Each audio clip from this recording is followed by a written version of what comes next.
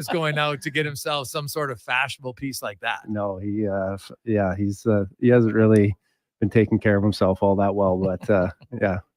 It's always good to see Gager. Gager's always fun. He likes to have fun, poke fun of himself, and we always have a good laugh. So, I love those events. Anytime you get to see the guys together, and not that was my age group or anything like that, but a lot of those guys, were around at the times that I was playing, whether they just would stop in and kind of hang out, or obviously I was coached by Mac T. It's nice to see them get what they deserve. The game itself, the Oilers was pretty much utter domination on Friday night from start to finish. It took a while for them to finally score, and then when they did, they ended up getting 4 goals. And, they get a big win. Arvidsson, his first points as an Oiler. And you know what? They went into Detroit, and it did not carry over to the first period because Detroit was the team dominating, and Calvin Pickard kept the Oilers in it. And then for the final 40, Edmonton dominated that final 40 like they did dominate the 60 against Pittsburgh. Yeah, they definitely, didn't start off the way they, were hoping to, and good for Calvin Pickard. I mean, he played outstanding. It was, on the other side, it was nice to, see a team that, in Detroit that was, they did a lot of the little things right. They were forechecking, they were keeping pucks alive, they were above guys, and they weren't easy to play against. And for the fact that the goaltending kind of kept them in the game and gave them an opportunity, it was nice. It was nice to see Corey Perry step up there for a teammate that for Ryan when he got hit awkwardly into the boards. And it's nice when role guys step up and try and make an impact. And that gamesmanship is important. That's why you got a veteran guy like that. Sometimes you got to win ugly.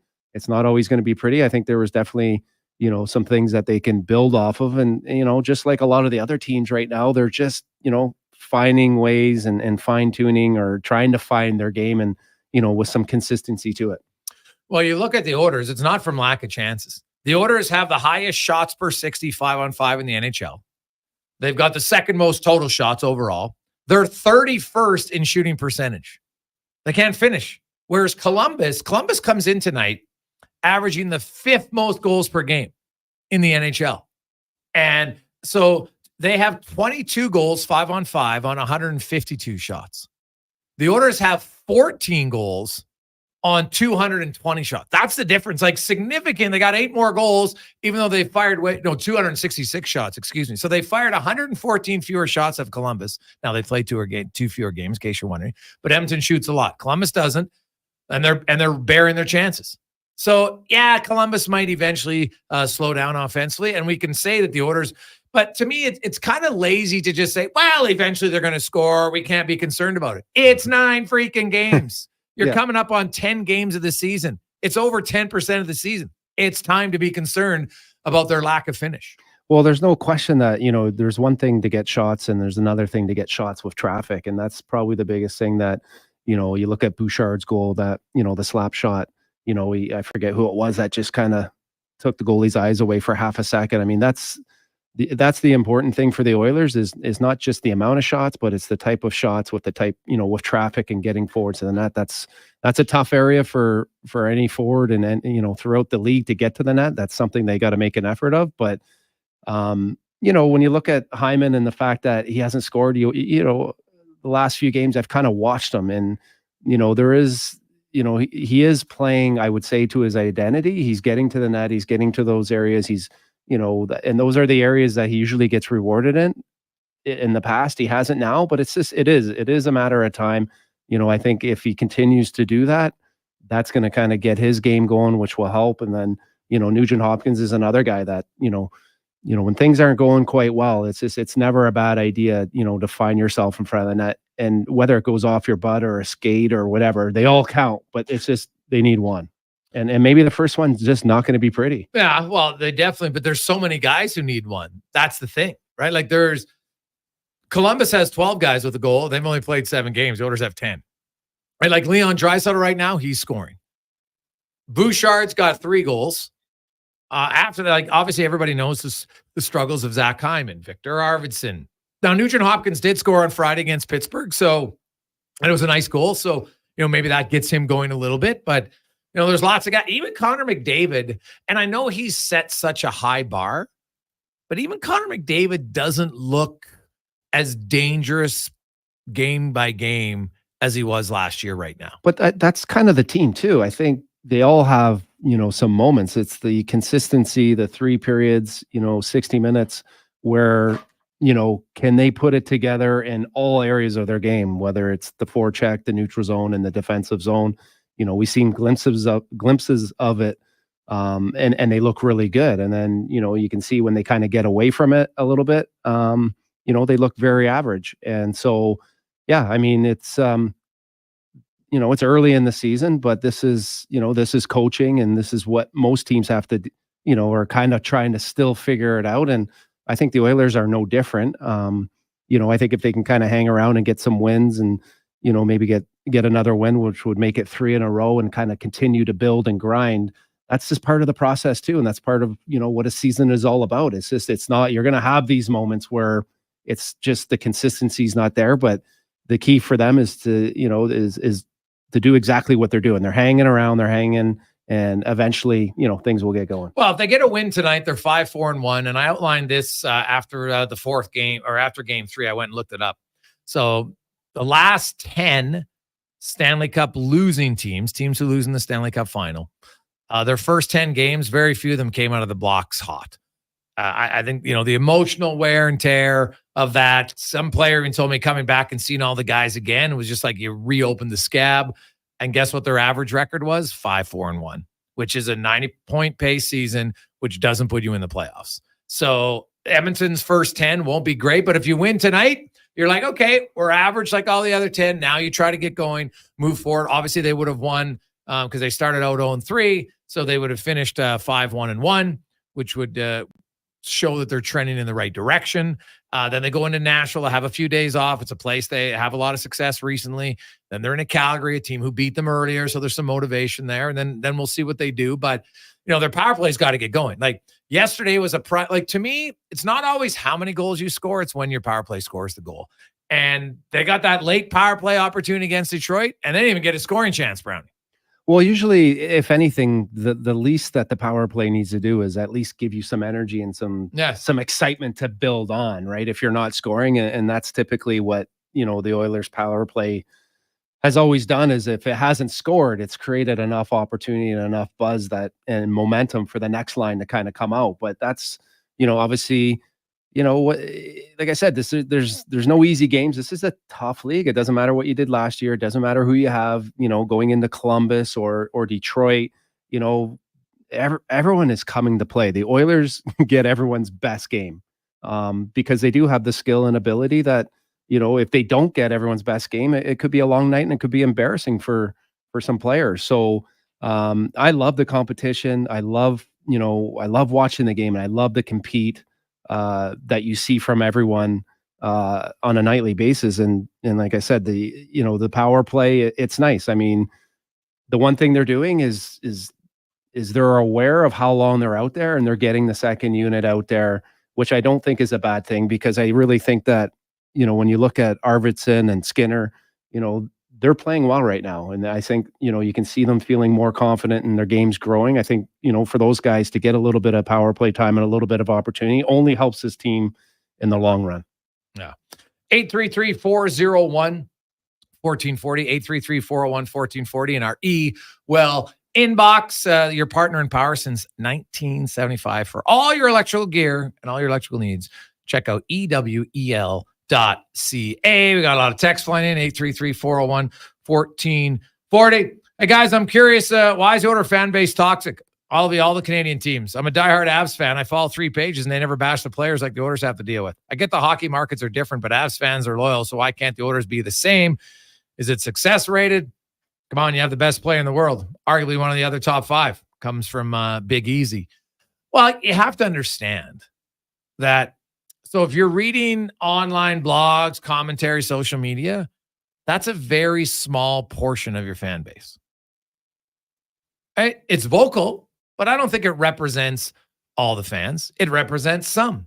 And it's the same people. Some people are never satisfied. Right? Some people are fun sponges. They are always complaining. It doesn't matter what happens. Stuart Skinner can go 20 games not allowing a bad goal. He'll allow a bad goal, and that's all they'll talk about. Stuart Skinner's the worst. Those people, I'm always like, just ignore them. Move on. Who cares? They're entitled to an uninformed opinion. It's allowed. It is a tough place to play. Like, any Well, but if Canadian. the players aren't reading social media, do you think people come up to them on a daily basis? Most times they come up to them and it's all supportive. So is it really that hard? Well, it really, Canadian markets are hard to play. And I'm sure those guys, you're not focused on it. And I'm sure they're not, looking for that type of, information. I mean, Like, is it hard to play in a Canadian market in the playoffs? I don't think so. No, it's exciting. But yeah, I mean, it's tough. It's just, there's so much media coverage and everyone has such an opinion now. And, we expect these players to be perfect when, they're human too. And, they have moments where they're brilliant and they have moments like everyone else where they struggle. Yeah, but I always try to tell people, like when I hear, no one expects them to be perfect. Like maybe 0.01. So why do we even worry about their opinion? If you look at the vast majority of hockey fans, I would say they're sane. And they have real. Now, some of them might like one player more than another. That's normal. No, not everybody's going to agree on it. But I would say for the majority of fans, the interaction that I have, which is quite a bit online, in person, on the radio show, at the blog on OilersNation.com, and I would say the vast majority are still sane fans. But people always want to give, and they think, oh, there's someone negative. So that one negative person counts equal to the 10 positive. It doesn't. It's just like mistakes on the ice. One bad mistake is not equal to 10 good plays, but people will analyze it like it is. And it's just, we need more people to stop and say, oh, it's really different. It's a great market to play in. Make no mistake. You got people who care. You got people who pay a ridiculous amount of money to go to games, way higher than any other markets, which allows them to make way more money. And you know what? 99% of their interactions positive. So to me, I get a little prickly when I hear about that. Oh, it's hard to play in a Canadian market. Go play in a market where they don't care. Tell me how fun that is after a year. Trust me, they'll be begging to play in a market where people care. It's hockey. Everyone loves it here. It's great. And you know what? It's funny because, being on the show, one of my big things that I do is I get up every morning and have a coffee at Tim Hortons in the parking lot. I was just surprised at how many people listen to your show and drive up. Why are you surprised? Well, I'm surprised they find me in a parking lot and they're like, hey, how appreciative and how excited they are that this station is back and for you to do what they're doing. But people are thirsty. They're dying for hockey. They love to talk about it. It's great. Like my dad growing up, he used to listen to he still listens to the radio, still listens to the Fan 590. Awesome. And I would come home, I'd be like, Dad, enough. Like it was on all the time. And I think when you're in it as a player, for me at least, it was nice to kind of get away. But yeah, I mean, people in Edmonton and Canada, they love hockey. And like you said, I mean, people here are very, very supportive, and everywhere you go, I've never had a problem. I know that the guys that I played with in the past and guys that play here love it, but it does, when you're at games and you're in the washroom or you're in the line, it's like people aren't short of opinions for sure. And rightfully so. And you know what? The biggest thing that I see is it's as long as you're working hard, as long as you're battling, you're competing. This is a very blue collar town. Like if you're mucking and grinding, these people love you. Yeah. Also, a big shout out before we go to break to mention Allison from the Dutch Oven Kitchen in Spruce Grove. Of course, sponsors on Low Tide Show and here on Sports 1440. And they dropped off some lunch today for the crew, the brisket, also the mac and cheese. And they make all homemade stuff from scratch. It's delicious. And it's all takeout or delivery. Either one. You can pick it up or they'll deliver it. So if you're looking for some good food, you don't want to cook, check out the DutchOven.ca. We'll come back. And remember, coming up next hour, we'll hear from the GM of the Blue Jackets, Don Waddell. We had David Hammer and more on the Gregor Show, presented by PlayAlberta.ca.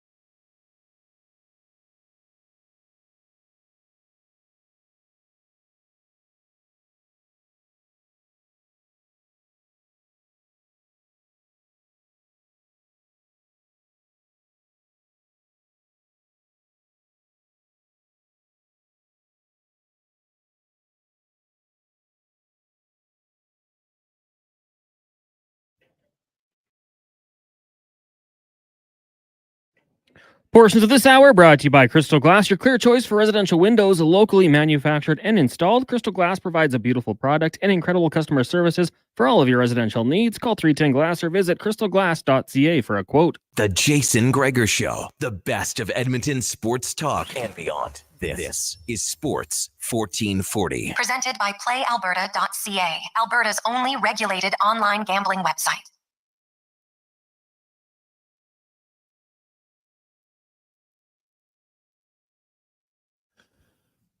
Welcome back. Game day. Oilers in Columbus, where they haven't won since 2019. It was October 30th, 2019. The last time they won was a 4-1 game. Mike Smith got the victory, stopping 23 of 24.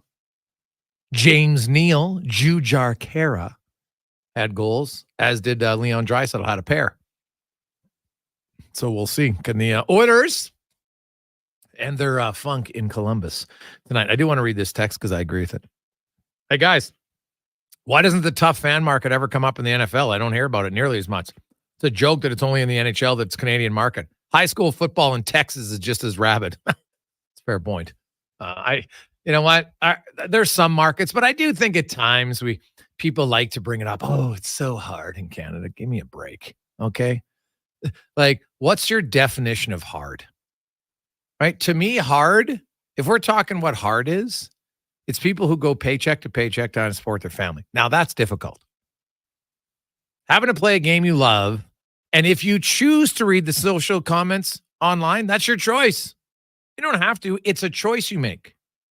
Lots of people don't have a choice, right? You don't get a choice to say all of a sudden my rent goes up, all of a sudden the cost of groceries go up. You don't have a choice in that, but you have a choice if you want to read some of the comments. And for every negative one, I read tons of positive comments about people. No one just ever talks about it. It's human nature, and I don't like it for some people because I'm a glass half full, glass 3/4 full person rather than a glass half empty. I always kind of feel sorry for people with glass half empty. I just don't think it'd be fun to walk around always looking for what's going to be bad rather than what's good, because I find there's more good than bad. So I'm not one who buys into it's so hard to play in a Canadian market. I just don't buy it. I'm sorry. That's not why teams aren't winning. Okay. Because was it suddenly easy to play in a Canadian market in the 80s and 90s when they won all the time? I don't think so. Let's go around the NHL now, brought to you by McDonald's. You know what is easy? To win Monopoly at McDonald's, but you only got a few days left. So hurry up, get in at McDonald's. You can win furniture, you can win cars, you can win money, you can win food. Play McDonald's, and you can play it twice this year, not only in store, but also online. Download the app, play it today.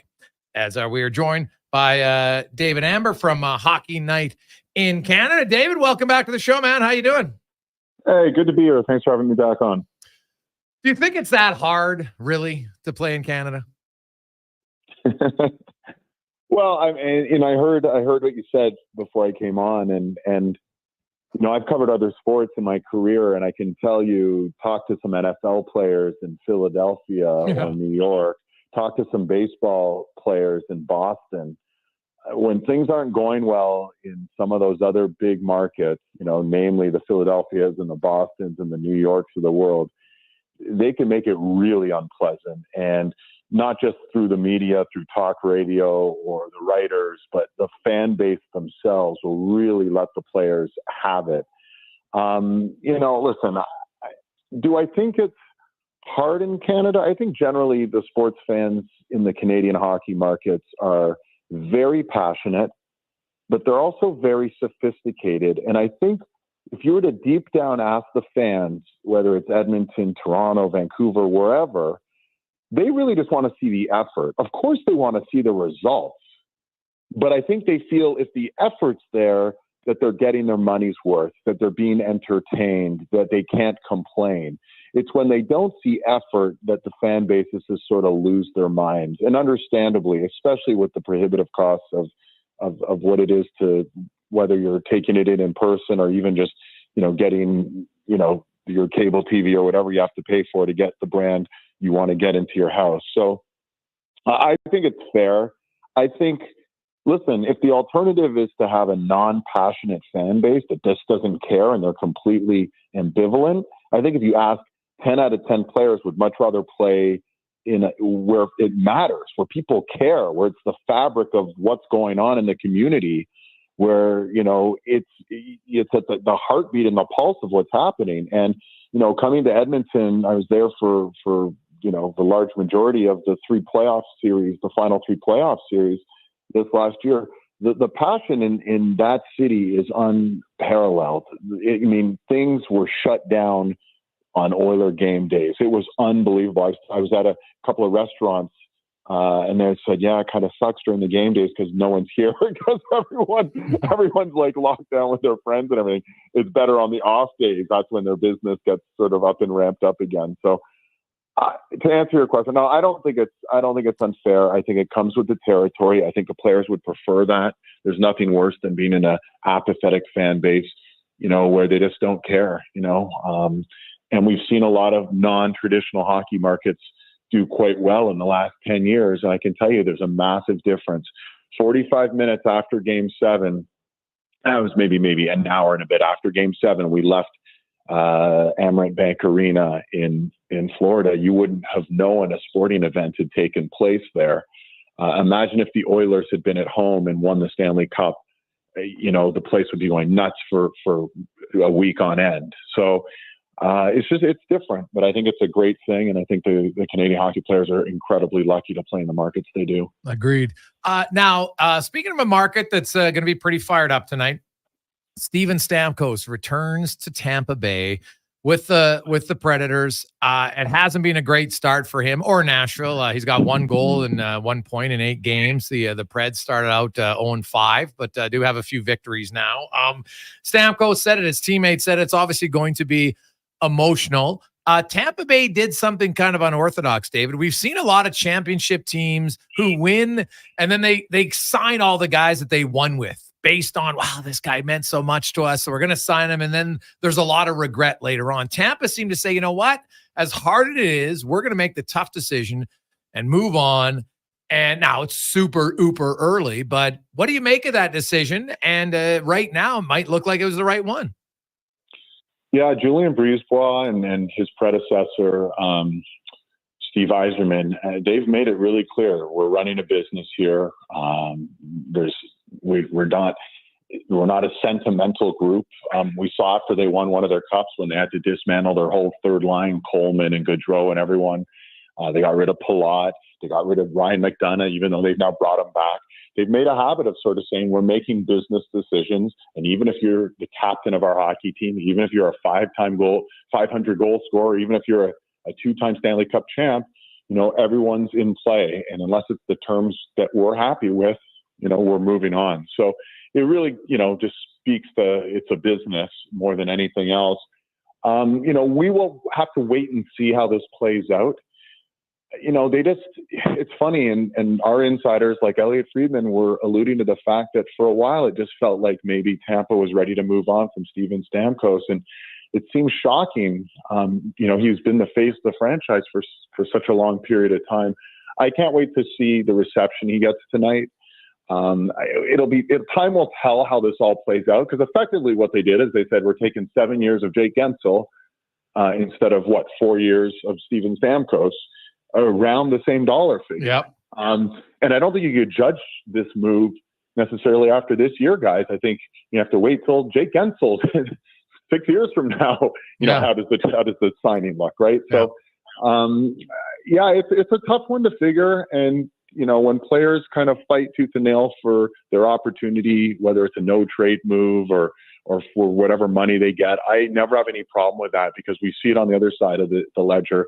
Teams do exactly what they want to do, and it's a pretty heartless and tough business. Steven Stamkos wanted to stay in Tampa Bay, and ultimately, probably felt unwanted and had a certain level of self-worth, and they weren't going to meet that, so we decided to move on. So I can't wait to see what it looks like tonight, but I think we're going to have to kind of hold off on waiting to see, if it was the right move by the Lightning or not.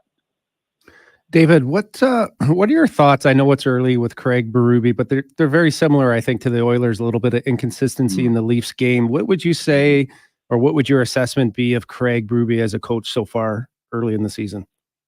Well, Sean, I really think he's been what they've needed. They need a bit more discipline, a bit more structure, a stronger voice, and that's not a knock on Sheldon Keefe. Maybe I shouldn't use the word stronger, a different voice. And by stronger, I sort of mean someone who's, he doesn't care who you are. I mean, the accountability has to be there. We've seen him chewing out, his top players on the bench. We saw 2 Wednesdays ago, they were playing Los Angeles. They were up 5-0 or 5-1, and they made a few sloppy plays. Los Angeles scored. The game was never in doubt. It was still a 3-goal cushion, but he's chewing out the bench like this isn't how we play the game. And, I think those messages, games 4, 5, 6, 7 of the season, it's going to get into a rhythm and into a routine for a team that needs that needs to have that level of discipline and have everyone pulling in the same direction. So I think by and large, the feeling here in Toronto is that Craig Berube seemingly could be the right person for this group and could ultimately lead them in the direction that they want to get to. But there's growing pains along the way, and we're seeing that some old habits are hard to crush, from this group, and some of the problems they have with the style that they play. And often it's quite conducive to winning in the regular season, but certainly hasn't been conducive to winning in the postseason. And I think he's trying to get them to adopt, a style of play that come April, come May, come June is the effective style of play that can win you hockey games when it matters most. David Amber joins us, talking all things National Hockey League. David, you look at a few of the teams around the league, and that Atlantic division, there's lots of them. I think there's 6 of the 8 teams who have a 500 points percentage, which doesn't mean they're 500 because they've won 4 of 9 games. So their points percentage is 500, but they've lost more than half of their games. It's, it's super early on. A lot of people thought it would be tight. Do you Buffalo, Ottawa, Detroit, heck, even Montreal, who suddenly won 2 in a row. Do you think any of them can really battle to knock out one of those top 4 teams who have been the top 4 teams, it seems like, forever in that division? Yeah, I mean, that's tough, right? Florida, Tampa, Toronto, Boston, and, they all seemingly are ready to get back to the postseason. I keep waiting for Boston to regress, and I was thinking maybe this will be the year they regress, but it's so hard to bet against a team that sort of has that makeup that they seemingly have every year. If I'm going to pick one of those other teams you mentioned to sort of jump in, I did think, and I do think Ottawa is a playoff team. I'd love to see Linus Ullmark healthy and playing a string of games for them, because that's going to be the difference for them. I think having the goaltending last year, they had the worst goaltending by, sort of by averages in the league, at the lowest save percentage in the league. It's hard to win hockey that way. You saw when Stuart Skinner and Jack Campbell were stumbling along at the beginning of last year, how difficult that is. And then as soon as the Oilers got some stable goaltending, what do you know? They started winning games. So Ottawa needs Ullmark there. They need him healthy. And then on top of that, are they a snake-bitten team, right? Shane Pinto is now week to week with a mysterious injury, and you're kind of going, oh my God, here they go again. But I do think Ottawa has the makeup. It's funny, we were just talking about Berube. Travis Green, same sort of thing. Let's have structure. Let's have discipline. And some credit should be, to me, given out to Steve Staios as well. He identified that, Claude Giroux had to sort of take on a big leadership role from a veteran standpoint. And he needed some help, right? He needed some other voices there to help. And he brought in 3 Stanley Cup winners in Amadio, David Perron, and Nick Cousins, just to sort of be periphery guys to help out in a leadership standpoint, guys who've won the Cup before. And I think that's important. So I like the makeup of their team better than in previous years. I like the sort of the coaching style better than in previous years. And they have a goaltender, right? They have a legit, Vezina caliber goaltender now in Ullmark. So I think with all those things there over the course of 82 games, I like their chances. It's been up and down for them so far. They haven't necessarily won over their fan base as far as feeling a level of confidence that you might want to have. But what's happened in previous years, guys, is the Ottawa Senators have started the year so poorly, they've crushed themselves by November. And that hasn't been the case this year. They're still very much in the mix, as you mentioned. So I think if they can head into November and start kind of finding their footing collectively as a group, I think they'll be in good shape. And I like them to make the playoffs. I think we're going to have 5 teams from the Atlantic this year, and probably 3 from what I consider a bit of a less talented group in the Metropolitan Division. How many games do the Jets go before they have a loss?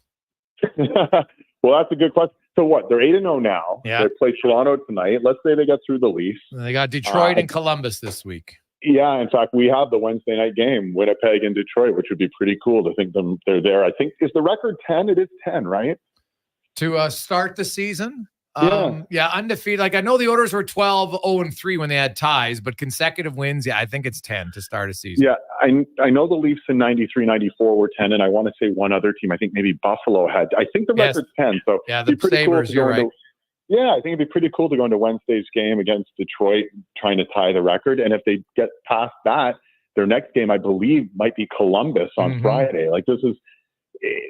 So when you ask me that question, I haven't looked past that. But I listen. They win tonight. They certainly can set the record, and they could be running the table through towards next weekend, which would be a great story and a great bounce back. Because at the start of this year, a lot of people were questioning what's going to happen to the Jets. We all saw what happened in the playoffs last year. But they still have incredible balance. And what's funny, we see what's the problem with the Oilers this year? What's the problem with the Maple Leafs so far this year? Largely special teams, shockingly, right? Look at their special teams, man. I mean, they have the number one power play. They have an incredible penalty kill, and it's just been propping them up with this incredible balance they have from top to bottom. So the Jets have been a really, really, really good story so far this year, and it's been fun to see what they've been able to do out on the ice. From a great storyline perspective. So Detroit would be 10, Columbus 11, Tampa and Utah 12-13. Then they'd meet the Avs, who absolutely steamrolled them at home on the 7th of November. So from a storyline, that would be the unbelievable game, because you know that the Jets and their fans be amped right up because, man, Colorado spanked them last year in the playoffs. Is that in Winnipeg? It's in Winnipeg. Colorado? Yeah, it's in Winnipeg. Oh, that would be great. I mean, listen, there's a lot of hockey to be played by then. And one thing, you mentioned all these sort of 500 teams in the Atlantic. I mean, that's the salary cap era, right? Like, there's sort of 7 or 8 really good teams, and there's like kind of 15 to 20 teams, like good but not great, and then there's 5 or 6 teams that are, definitely rebuilding and have no thoughts about the playoffs this year. But in that middling group, on any given night, we see one of those 15 to 20 teams can beat one of the top 6 or 7 teams. So there's certainly no guarantees, but you're right. The best storyline would be November 7th at Canada Life Center, Winnipeg undefeated against the team that just steamrolled them last year. Yeah, it'd be crazy. Dave, as always, man, great to catch up with you. We'll talk again soon. Have a great day. Yeah, guys, enjoy the games. Thanks for having me on. Be well. There you go. That's David Amber from Hockey Night in Canada. Jason Gregor, Sean Brown with you on Sports 1440, Oilers Nation, YouTube, and Facebook. Cam Tate. He has a new word he's going to introduce in the 2-minute warning today. Brown is going to write it down. He's always looking to expand his vocabulary. Courtesy of Cam Tate. We'll find out what that is next on the Gregor Show, presented by PlayAlberta.ca.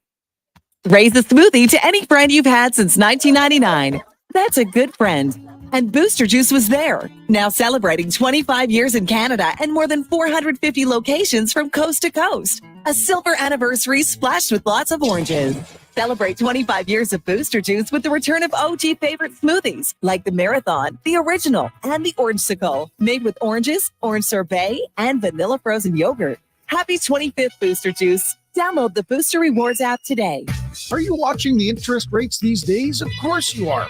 Paying less interest leaves money in your pocket. That's why St. Albert Dodge is happy to tell you that right now they have 0% financing on virtually all new 2024 models.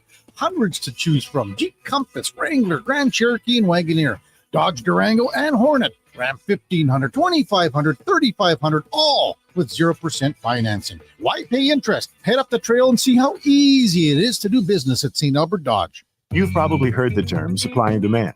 Something is needed and someone supplies it. We're GS Construction, and we're in the supply and demand business with you.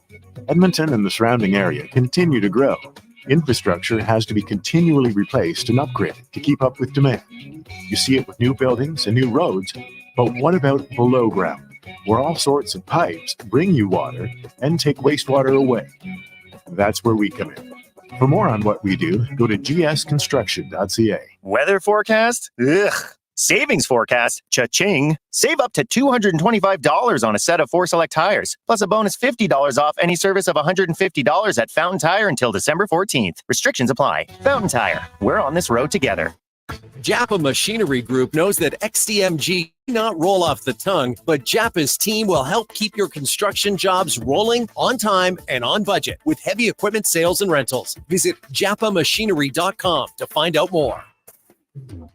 Get ready to revolutionize your job site with Edmonton Kubota's game-changing compact construction equipment. From mini excavators and skid steers to track loaders, carriers, and utility vehicles, they have a model to fit every need, all powered by legendary Kubota diesel engines. These machines are built for performance and reliability. Transform your work with Edmonton Kubota's top-of-the-line compact equipment. Visit them today and see why they're the name you can trust for power and precision. Oodle Noodle origins. In 1864, Francis Oodle took over his dying father's business as a leatherman. He was quite proficient, but his heart was never truly in the trade. After his father's death, Oodle met a cocksure young man named Vladimir Nudell, who was a trailblazer in the popular new art of food boxes. They formed a partnership and aimed to ply their trade in the new world. At Ellis Island, Nudell was renamed David Noodle, and henceforth, the franchise has been known as Oodle Noodle.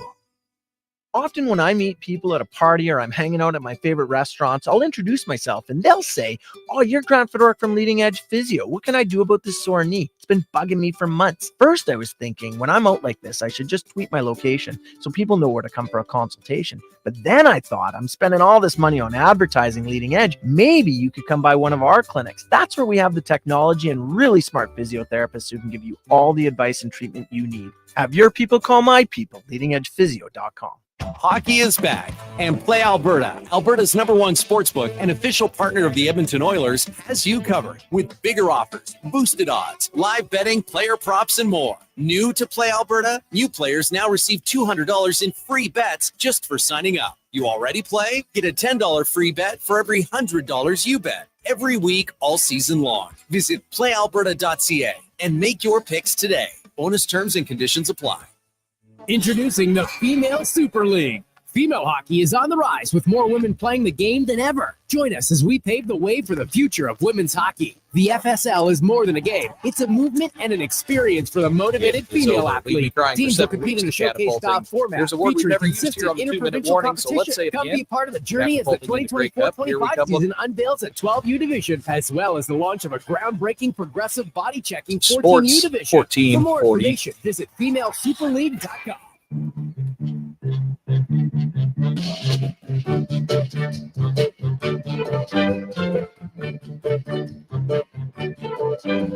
I've never met a girl who makes me feel the way.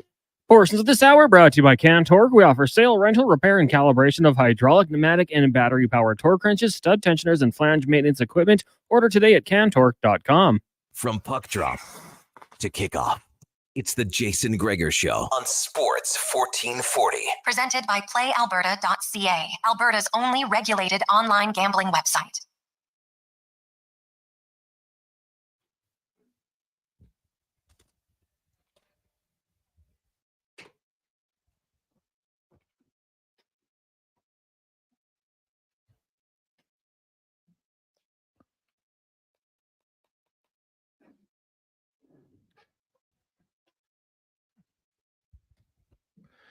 .248, Jason Gregor, Connor Halley, Sean Brown with you on Sports 1440. We'll get to Cam Tate in a second. Got a few texts coming in. Hey, Gregor, what did you make of the end of the season announcements today by the Elks? Well, for those who missed it, basically, Rick LaLacheur, who is the interim president and CEO, saying they're going through the interview process, which I know has been ongoing now for a while. He's hoping to have it done before a Grey Cup. Well, my goodness, that's still another few weeks. You'd hope it'd be sooner than that. Usually they don't like any announcements the week of the Grey Cup.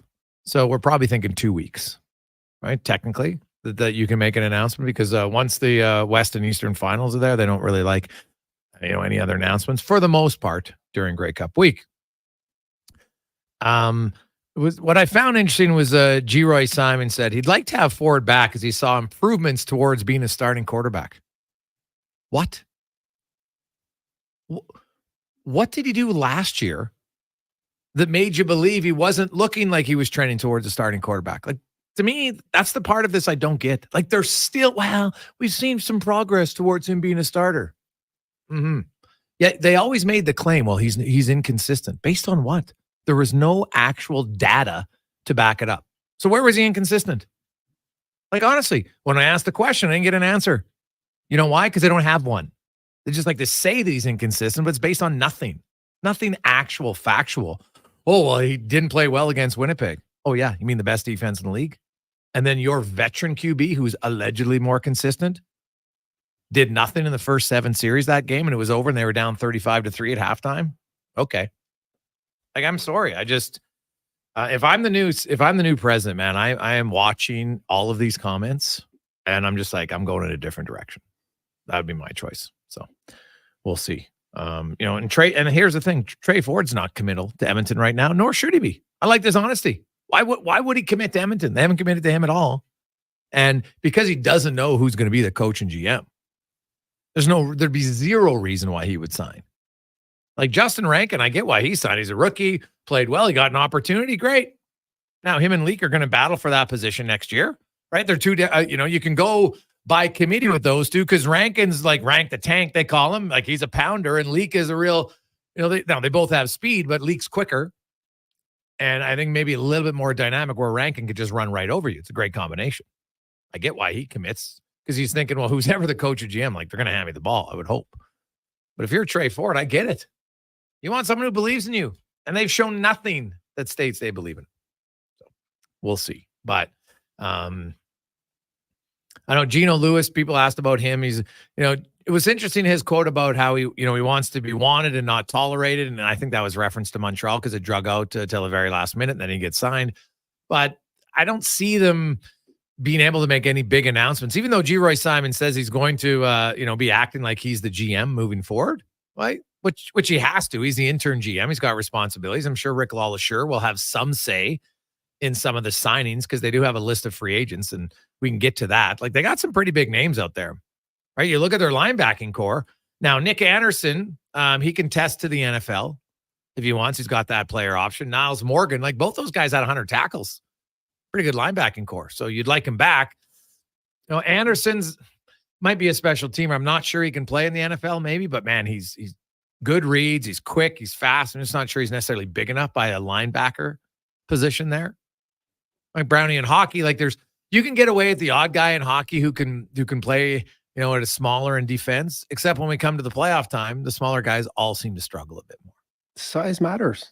Right? I mean, when all else is equal and big guys aren't as clumsy and awkward as they used to be. Big guys are skilled. They're fast. You watch it in today's game. It just, eventually the wear and tear of those guys grinding you down and hitting you, the small guys just don't hold up. And yeah, it's that much more, it becomes a bigger part of the game, in the playoffs. But, I would say through the season, you can start to see it, it's especially because the game is played, along the boards, low, where guys are grinding it, have to protect the puck, right? You got to be big, you got to be strong, you got to have a pushback.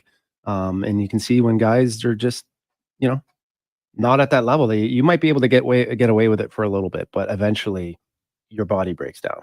Let's get to the 2-minute warning with Cam Tate, brought to you by Legacy Heating and Cooling. And you're going to need your furnace. You probably felt it today, that chill in the air. You don't want it to conk out? Go to legacyheating.ca. No payments, no interest for 1 full year on your furnace at legacyheating.ca. Cam Tate, longtime journalist in town, has cerebral palsy, is in a wheelchair. Cam's always wanted to be on radio, but due to his disability, just didn't allow it till now, because the wonders of technology allows Cam's words to come to life in the 2-minute warning. It is over. Leave me crying for 7 weeks to catapulting. Here's a word we've never used here on the 2-minute warning, so let's say it again. Catapulting into Grey Cup. Here we come, look out. We're going to win. Back to losing. With a coach and general manager change, low attendance, one of the world's greatest questions why a talented and exciting quarterback was not played more, and many more things. Edmonton Elks season is finally over. And we thought the U.S. election campaign was long. The Elks, perhaps they weren't providing stellar competitive entertainment, but man, from a sports writer's perspective, there were more storylines than any, and I mean any, daytime soap opera. With their season-ending game Friday over there at the Commonwealth Stadium. Oh, by the way, I'm not including the score because it doesn't matter. The off-season began the second the gun fired to end the game. So I have a few thoughts. Even though owner Larry Thompson didn't ask me, consider it maybe as an early Christmas present. I have a suggestion for general manager. Did a Google search and the timing seems to be right for my idea. Tell you a few nuggets about the person who I think would make a great GM. Turns out his contract is up this year and he is coach and co-GM, so he has managerial experience. He knows Edmonton. Went to Harry Anley High School over there on the south side. He knows the Edmonton football tradition very, very well, and he was the defensive coordinator for Edmonton just under 20 years ago. It would be a nice fit. What do you think of this? Rick Campbell, general manager, Edmonton Elks. 28 million Canadians do not have their organ donor cards signed. Can you help change that? The 2-minute warning with Tater, Monday, Friday. Jason Gregor Radio Experience, Sports 1440. Radio Experience. Ooh, wow. Sounds classy. I like it. Interesting on Cal. Now, he's never been a GM. I'm not saying he can't be, but he's never been the GM. And I'll just say this, being GM and head coach does not work. Can't do both jobs successfully. Ask Chris Jones, ask Dave Dickinson. Look at their records. How's it worked? It doesn't work. There's too much work to do it effectively for one person to do both. So I don't care who it is. I don't think the Elks should have a GM and head coach as the same person. Get separate. It's way too, there's way too much paper. There's too much stuff you got to be on top of. And this organization, Gregor, don't you feel like, can you go with an inexperienced guy where they're at right now? With having the season that they had, like you have to bring in someone with some. They need an experienced general manager for a variety of reasons. Like football is one, somebody who has at least a respect and understanding of the business side. And that's why, to me, their president and CEO is a massive hire.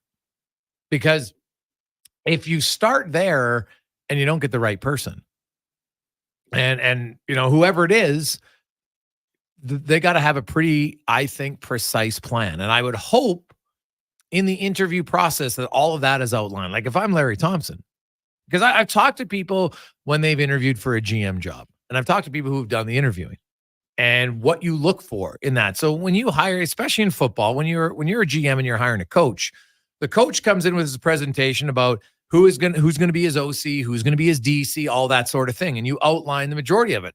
That's just how it's going to be. And so to me, the CEO and president, if I'm sitting down, okay, well, who would you hire and why? Who would be the person you'd want to bring in? That should be part of their presentation to show Larry Thompson and Rick LaLacheur who they have in mind. Right? And I would have even talked to those people beforehand to say, hey, I'm interviewing for this job. If I get it, I'd like you to be the guy. Are you interested? Yes or no? Doesn't mean I'll get the job. But to me, listening to a lot of people that I've spoken to over time and who have gone through that interview process, that's a real big part of it. So you're kind of, when you're hiring the president CEO, you kind of have an idea of what direction he wants to go. It can't be like, we'll hire him and then we'll see what direction he wants to go. Yeah. Like that would be awful. But there's, would there not be a lot of these conversations that have already been happening? It's not like this is a surprise that they've been struggling and we were going to get to this point, right? So I imagine that there has to be some ideas of who's out there, that you would be potentially interested, right? Because Edmonton is one of with the rich history and the support that they have here, this has to be a destination that a lot of football guys would want to come to. Well, there's lots of players. We had Nick Anderson, very well spoken, by the way, and lots of guys coming up from the U.S. don't really know a ton about the CFL. They haven't been exposed to it, right? They're all in 4-down football. They go from high school, they go to college, and their whole aspirations are the NFL. Now, some, depending on where they're from, have watched games. They kind of know about it, but lots don't. So, you know what? It all comes down to your scouting. Who have you scouted? Who have you recruited? Because your draft is only for the Canadian players. So your scouting has to be impeccable. Yeah, you can put some players on protected lists and all that stuff, and that's important, which is basically kind of your scouting to then know, are we putting a bunch of guys on the list that are never coming? Right? Like you got to do a little bit of due diligence. You put them on the list, then you talk to them and find out, like, when guys are in the NFL, you can't even really ask them because what are they going to say? Their whole focus is I'm in the NFL. But sadly, lots of guys in the NFL for 1 or 2 years and then they're out. Right? And then they can move on to another one. So I look at where Edmonton's at right now. Unfortunately, it's not the same as Winnipeg, right? You have a choice to go to Winnipeg. You have a choice to go to Edmonton. If they're paying you the same, you're probably going to Winnipeg right now because that franchise wins. Yeah, but it's got to be exciting for someone to actually come here and think, wow, there are some good pieces here, right? Oh, and yeah, so no, for sure. This has to be an attractive place to come to. And a job's a job. There's But only you gotta so many. know but I'll tell you right now, Brownie, you got to know who the quarterback is, right? It's a pretty important position. And right now, free agency doesn't start until February, so that's an advantage. So that in theory, they have some time. If you can get your presidency, like everything from coach and stuff has to be done by the latest, for me, December 15th. The latest when you would announce your head coach. I'd want it even sooner if it's me. So, your president, you go through it because I firmly believe the president hire shouldn't be that long until the GM. You should have a short list of here's the guys I'd want to interview for the job. I get the job on Tuesday. I'm interviewing those guys starting Wednesday. Like, what else do I got to worry about? Does a trade forward even want to come back here after? I mean, we burnt 2 years off of his career. Well, and he can't play for. Well, last year I wouldn't say you burned. Last year, you know what? It was his second year in the league, and he got to start 10 games. To me, that was great progression. This was a step back. Now, it's not I would say a step sideways at bare minimum, probably a little bit of a step back, but not massive enough that it's hindered his ability. Right? There were some positives. He did get to learn some things from Bethel Thompson. I still think he could have learned those things without Bethel Thompson playing as much, but irregardless of that, it didn't happen. Irregardless isn't a word. Anyway, I think he knows the offense. He knows the players around him. Their offense had some pretty good success when he was under center. He knows Rankin's going to be back, right? If they sign Leak, he's looking and he looks at his receivers. If they get Geno Lewis, right? Geno Lewis is a few years older now. He might still want big money, and I know it ended very well. He's 8 consecutive games with a touchdown, and that's good. Like, he had good numbers, but he didn't have out of this world dominant numbers. And I think at times, if you overpay for receivers in the CFL, it can come back to bite you a little bit at times. So, they'll have to monitor that somewhat. I'd be interested in bringing him back. But if I'm Trey Ford, like Saskatchewan, if they were interested, yeah, I think that's one. But going to Hamilton isn't any better than here. Calgary, probably worse than here. So, Edmonton has the one sense of, the other teams, because Winnipeg's not going to be interested. I don't think Ottawa is, just based on who their quarterbacks are. Toronto, maybe. BC, no. So Saskatchewan's definitely the one that would be, you'd look and say, hey, if all things are even, I could consider going there, right? But I think he wants to find out who the coach is here and who's the GM. And then once I'm the GM, like, that's a really big, important conversation. And that's why, to me, and we got these texts, guys, to me, it sounds like it's either G. Roy Simon or Trey Ford. Now, I don't know if it's that cut and dry. I don't know if Trey Ford will ever publicly say exactly what he feels like, but I could understand if he feels like, I'm not sure the coach and GM right now, Jarius Jackson and G. Roy Simon, fully 100% believe in me. Because actions speak louder than words. You're a player. How many times did a coach tell you one thing and then completely do the opposite? I guess, for sure, the trust factor. And that's where I wonder where he is mentally. Like, where's he at mentally? Obviously, bringing in new management and, would give him hope that things are going to change and he's going to get more opportunity. But this guy's a good player. This guy wants to play, right? And so I'm interested, and I guess you would never really know, but mentally, where's he at? Is he like, hey, man, I just need a new start, or bringing in some new guys where there's, some conversations and expectations? Does that excite him enough to stay and want to play here? I'd be curious to know that, because as an athlete, you just want to play. And I'm sure this year was very, very frustrating for him, wanting opportunity, not getting opportunity. Does he feel like he needs to get it somewhere else?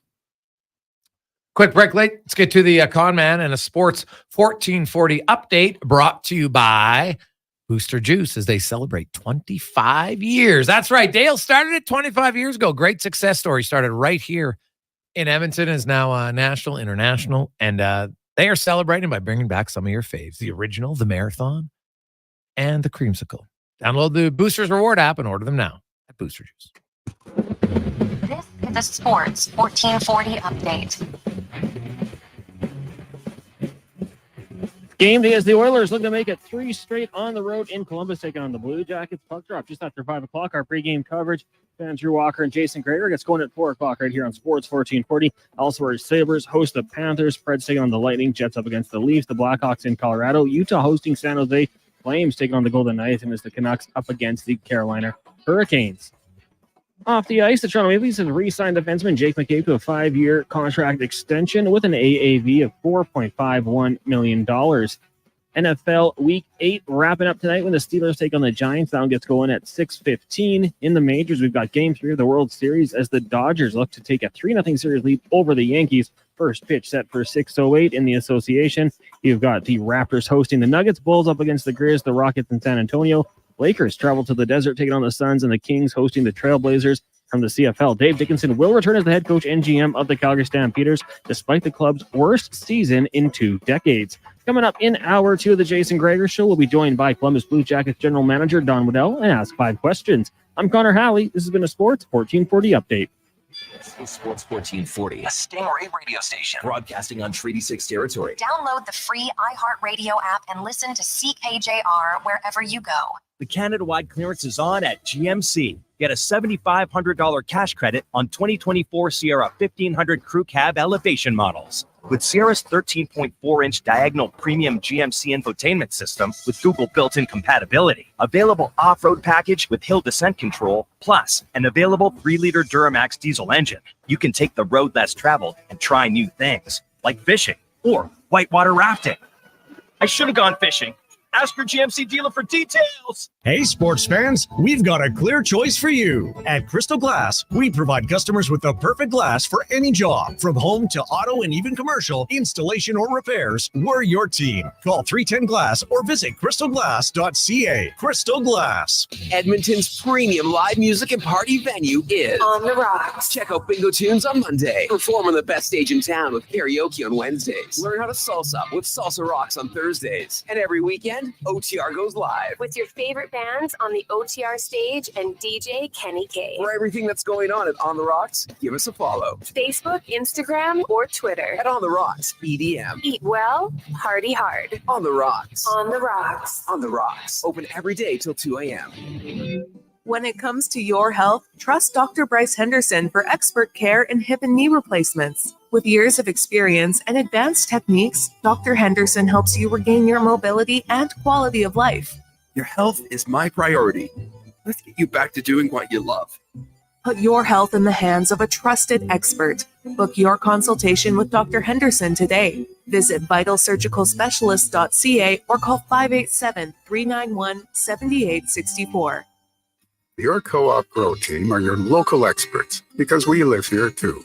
Our agronomic specialists stay up to date with the latest research and technology to help support your entire farm operation. Talk to our team for advice tailored to your farm's needs. We have recommendations to help you optimize your crop yield and quality while enhancing the health of your land. Co-op, we're all growing together. Here for your farm, here for your family. Learn more at coop.crs/farm. Portions of this hour brought to you by Jap Machinery. Jap is digging deep on their 50-year history of supporting Alberta's construction industry with their line of special edition blackout excavators. Visit japmachinery.com for all the details. Hat-tricks, touchdowns, and home runs. Get it all with the Jason Gregor Show on Sports 1440. Presented by PlayAlberta.ca, Alberta's only regulated online gambling website.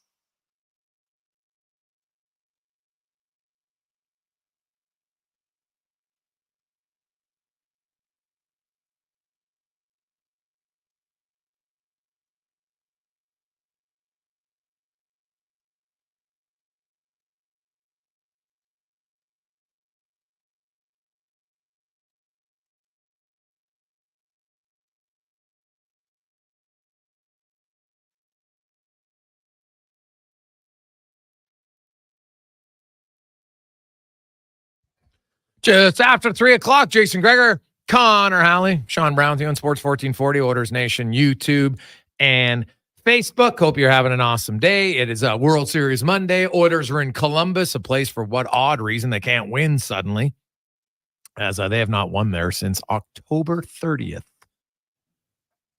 2019. Coming up on 5 years. Just 2 days shy of 5 years. So they will try to end that slump tonight. Lineup changes. Stu Skinner is going to start in goal. I could see Travis Dermott draw in on the back end, as Chris Knobloch usually doesn't like guys sitting out both games of back-to-backs. It's a third game in 4 nights, so I could see one of the defenders coming out for Dermott. I'm kind of curious about what he'll do for the forward lines. Does he stick with how they ended last game? Or does he start how he started last game with Draisaitl and McDavid on their own separate lines? He put them together in the third period. It worked. And they tied the game and then won it 4-on-4, not 5-on-5, but won it 4-on-4 in overtime as they started with a 9-second power play, 4-on-3, and then came out of the box and they scored, 5 seconds after that. So we'll see. It is the Gregor Show presented by PlayAlberta.ca, where you can get in the game. World Series, NFL Monday, Oilers, 7 other NHL games. Use the promo code Gregor50 and you'll get a $50 free play at PlayAlberta.ca. Don Waddell is going to join us in about 10 minutes' time, the GM of the Columbus Blue Jackets. Obviously, he's got a lot of experience, but this has easily been the most trying time as a GM, I would think, in his career, due to the unfortunate passing of Johnny Gaudreau and what that means to their team on and off the ice. So we'll talk to Don about that, and just the fact that the Blue Jackets currently the 5th highest scoring team in the National Hockey League. If I would have given you 10 guesses, I don't think you would have picked Columbus to be 5th in offense, Brownie. But yeah, I think we all thought with the tragedy that happened that, it was going to, especially for the type of player and what he meant to the Columbus Blue Jackets, that they were probably going to struggle a little bit offensively. So, kudos to the coaching staff for getting them to play, play a game that they're creating offense. They're hard to play against, and they're in the mix. Right. And that, just like we said earlier, that's the NHL right now. There's no easy games to play. No, not at all. And I'm curious, what would you do? Do you load up the top line tonight because your offense is in neutral and that at least gives you a chance, or do you go back to them on separate lines? I think for me, I'd go back to them on separate lines, knowing that you can always put them together. That's a nice luxury to have, but I think they're a better team, and it gives more opportunity for more other guys to be more impactful in the game, knowing that you can do that. But how can you argue with a coach that I think has done, a terrific job since getting here? He's pushed a ton of buttons. He's done, you can see him coaching, you can see the conversations and some of the expectations. And, we're watching guys, it's nice to watch them from a starting point, right? Where, things in the start wasn't all that great, but you can see progress and you can see accountability in their lineup. You can see, some structure. The inconsistency is something that a lot of the teams in the NHL right now are dealing with, including the Oilers. But, I think he's pushed a lot of the right buttons, said a lot of the right things, seems to communicate very well, and the guys are responding to him. So, they're not playing the best hockey, but they're playing, and they're finding ways right now to hang around, and that's important. 833-401-1440 in our email inbox, 833-401-1440. Hey, Gregor, I just want to preface this by saying I'm not bashing him. I'm just curious your thoughts on how lately it seems that Nurse is a magnet for goals against. How do we change it? From Mike. Well, Mike, I think that's a very fair question. Not attacking, but it's truthful. Darnell Nurse has been on the ice for way too many goals against. It's just the stats don't lie. Now, we can look at shots for and everything. Does it mean that he's responsible for all those goals against? Not at all. But the truth is, he's on the ice for them. And it's been in the playoffs. It's really been since the calendar year, right? Like I said, well, not in calendar year, basically since they returned from the All-Star break. And I actually think Nurse's overall game this year has been good, except I look up and there he is on the ice again for goals against. So yeah, it's a problem. I don't know how to fix it, but it's a problem. But there's always, there's 4 other guys on the ice as well, too, okay, right? You look at the first goal that Detroit scored. That was, I'm not sure what Kulak was thinking there, but yes, they clearly won the faceoff, full control, right? Come out the weak side. Is that his fault? No, not his. That's what I said. Not his fault. But when you're consistently one of the guys on the ice, are you saying it's just a fluke. But there's such inconsistency right now as a whole, their whole team playing 5-on-5 defensively. See, right? I think their defensive game and their 5-on-5 is holding them in games. Really? They can't score. I don't think they're moving the puck as well as what they've moved it last year. Okay. I don't think they're But is he defending part- as quick. Is he part of that problem of moving the puck well? Oh yeah, they Okay. all are. They all have their moments, right? There's definitely moments where him and others are, you look at the amount of pucks that are, they're just giving up. I don't even know where they're going. And I'm not trying to knock on them here because, there's times they're just a little bit inconsistent as far as understanding where everyone is and where they need to be. I think they could defend a little bit quicker, little stronger, but that's, to me, Nurse, I don't know. He takes, and I get it, there's times that I'm critical on him as well, but I find he's definitely making more of an effort to play more physical, more aggressive, and more his style to play. I don't know if I would, I'm not going to bash him and be like, this is all on Well, no, him. he didn't ask the bash. He said, Sorry. how would you fix it? Oh, how would I What's fix it? I'll tell you what my solution is. Stop having 8 different partners every game. Give him a set partner. Stop having him to play the right side because him and Dermott did not work. Him and Dermott together was a terrible thing. So that'd be the first thing, right? Like even with Brett Kulak, well, what are we doing? So then you're putting Stetcher and Emberson, 2 righties. Like that's terrible. You're overthinking it. Stetcher and Nurse have not been awful together. Just leave it there. And if you want to fix the problem, then go fix it properly and get a second pair right defenseman. But Nurse still is on the ice. Doesn't play as many minutes as some of the other guys, but he's still on the ice for the most goals 5-on-5. So he's responsible for some of it. There's no question about it. And it's not just this year. It goes to the playoffs. That's why I'm using a bigger sample size than 9 games. This is dating back. You go back to February. We're talking 60 some games. I'll get the exact. I want to get the exact number because to me it's a valid thing to say, hey, this has been an ongoing issue and it's got to kind of sort itself out here at some point. So I'm looking at the regular season from February 1st till now. And you look at the goals against rate. Well, actually Broberg was higher. Nurse is at 2.61, which is actually lower than Connor McDavid, funny enough, in goals against per 60. Which is always something that's you got to consider. But then if you look at just overall goals against in that time, which is 45 games, Nurse is at 34, McDavid's at 33. So, and yeah, like Nurse and McDavid, for whatever reason, when they're together, it hasn't worked as well. That's just a fact. But I think as an organization, they're coaching and trying to figure out the different pieces of what they need. Yeah. Well, that's fair. But I'm just saying, man, we can't just always say, at some point, it's fair to say it's not good enough. He's on the ice for too many goals against. So figure out why it is and fix it. You can't just say, well, we got more time to do it. No one else is on the ice for that many goals against consistently other than McDavid. Nurse and McDavid together, for whatever reason, does not work. So maybe that's one thing. Limit their time together, which is hard. I get it. But it's something to look at. Let's get to Don Waddell, the GM of the Blue Jackets, next on the Gregor Show, presented by PlayAlberta.ca. Raise a smoothie to any friend you've had since 1999. That's a good friend. And Booster Juice was there. Now celebrating 25 years in Canada and more than 450 locations from coast to coast. A silver anniversary splashed with lots of oranges. Celebrate 25 years of Booster Juice with the return of OG favorite smoothies like the Orangesicle, the Marathon, and the Original, made with oranges, bananas, strawberry sorbet, and probiotic yogurt. Happy 25th Booster Juice. Download the Booster Rewards app today. New Jizz Nuggets. This is New Jizz Nuggets, brought to you by Legacy Heating and Cooling. What nugget of heating and cooling advice does Nuge have today? You can save a lot of money by bundling your new furnace and AC with Legacy. It's kind of like saving money on an endorsement by bundling me, Ryan Nugent-Hopkins, with someone like, Zachary Martin Hyman. Thanks for suggesting me, Nuge. Get no payments and no interest for 1 year on your new AC and furnace from Legacy Heating and Cooling. Proud sponsor of New Jizz Nuggets. Ain't it beautiful? What does excellence mean to you, and how does it impact your decisions? Friends, it's Carrie Dahl, and I know that at Volvo Cars Edmonton, excellence isn't an option, it's their everything. From customer satisfaction in sales, service, inventory, and retention, they excel in all. Congratulations, Volvo Cars Edmonton, Canada's only 12-time Volvo Excellence Award winners. Volvo of Edmonton.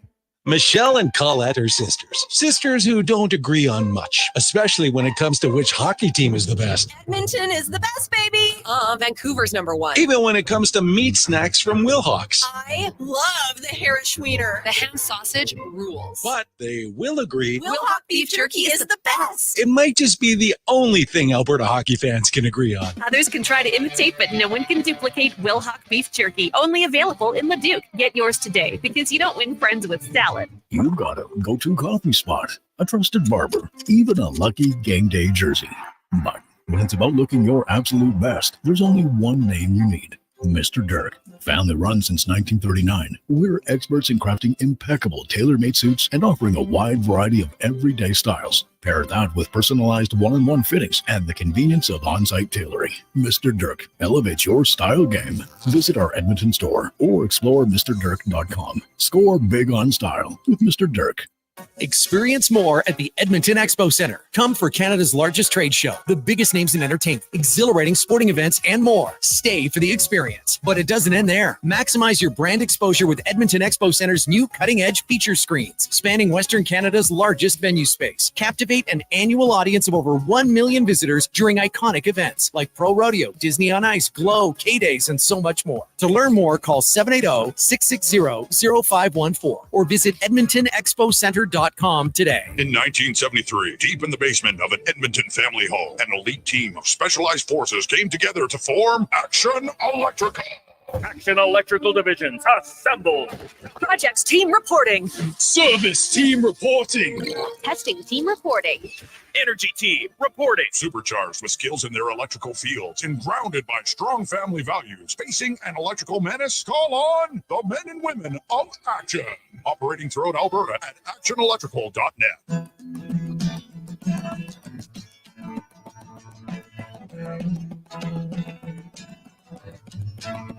Portions of this hour brought to you by Papa John's. This Halloween, stick your fangs into any large two-topping pizza for just $14.99 with promo code H1499 at papajohns.ca.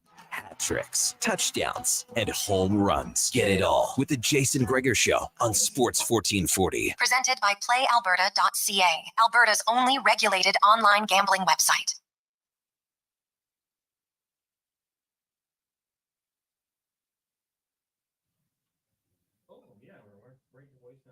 Are you going to hop on here with Jason Gregor and Sean Brown? Okay, we'll get right to you. Thanks a lot for doing this.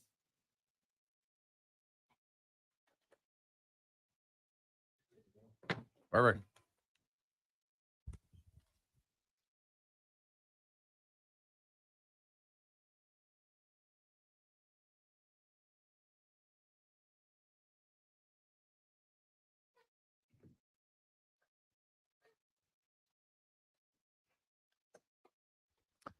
.322. Welcome back, Jason Gregor, Sean Brown, Connor Halley with you on Sports 1440, Oilers Nation, YouTube and Facebook. The Oilers in Columbus tonight as we get to our big guest of the day, brought to you by the JPHL, Junior Prospects Hockey League.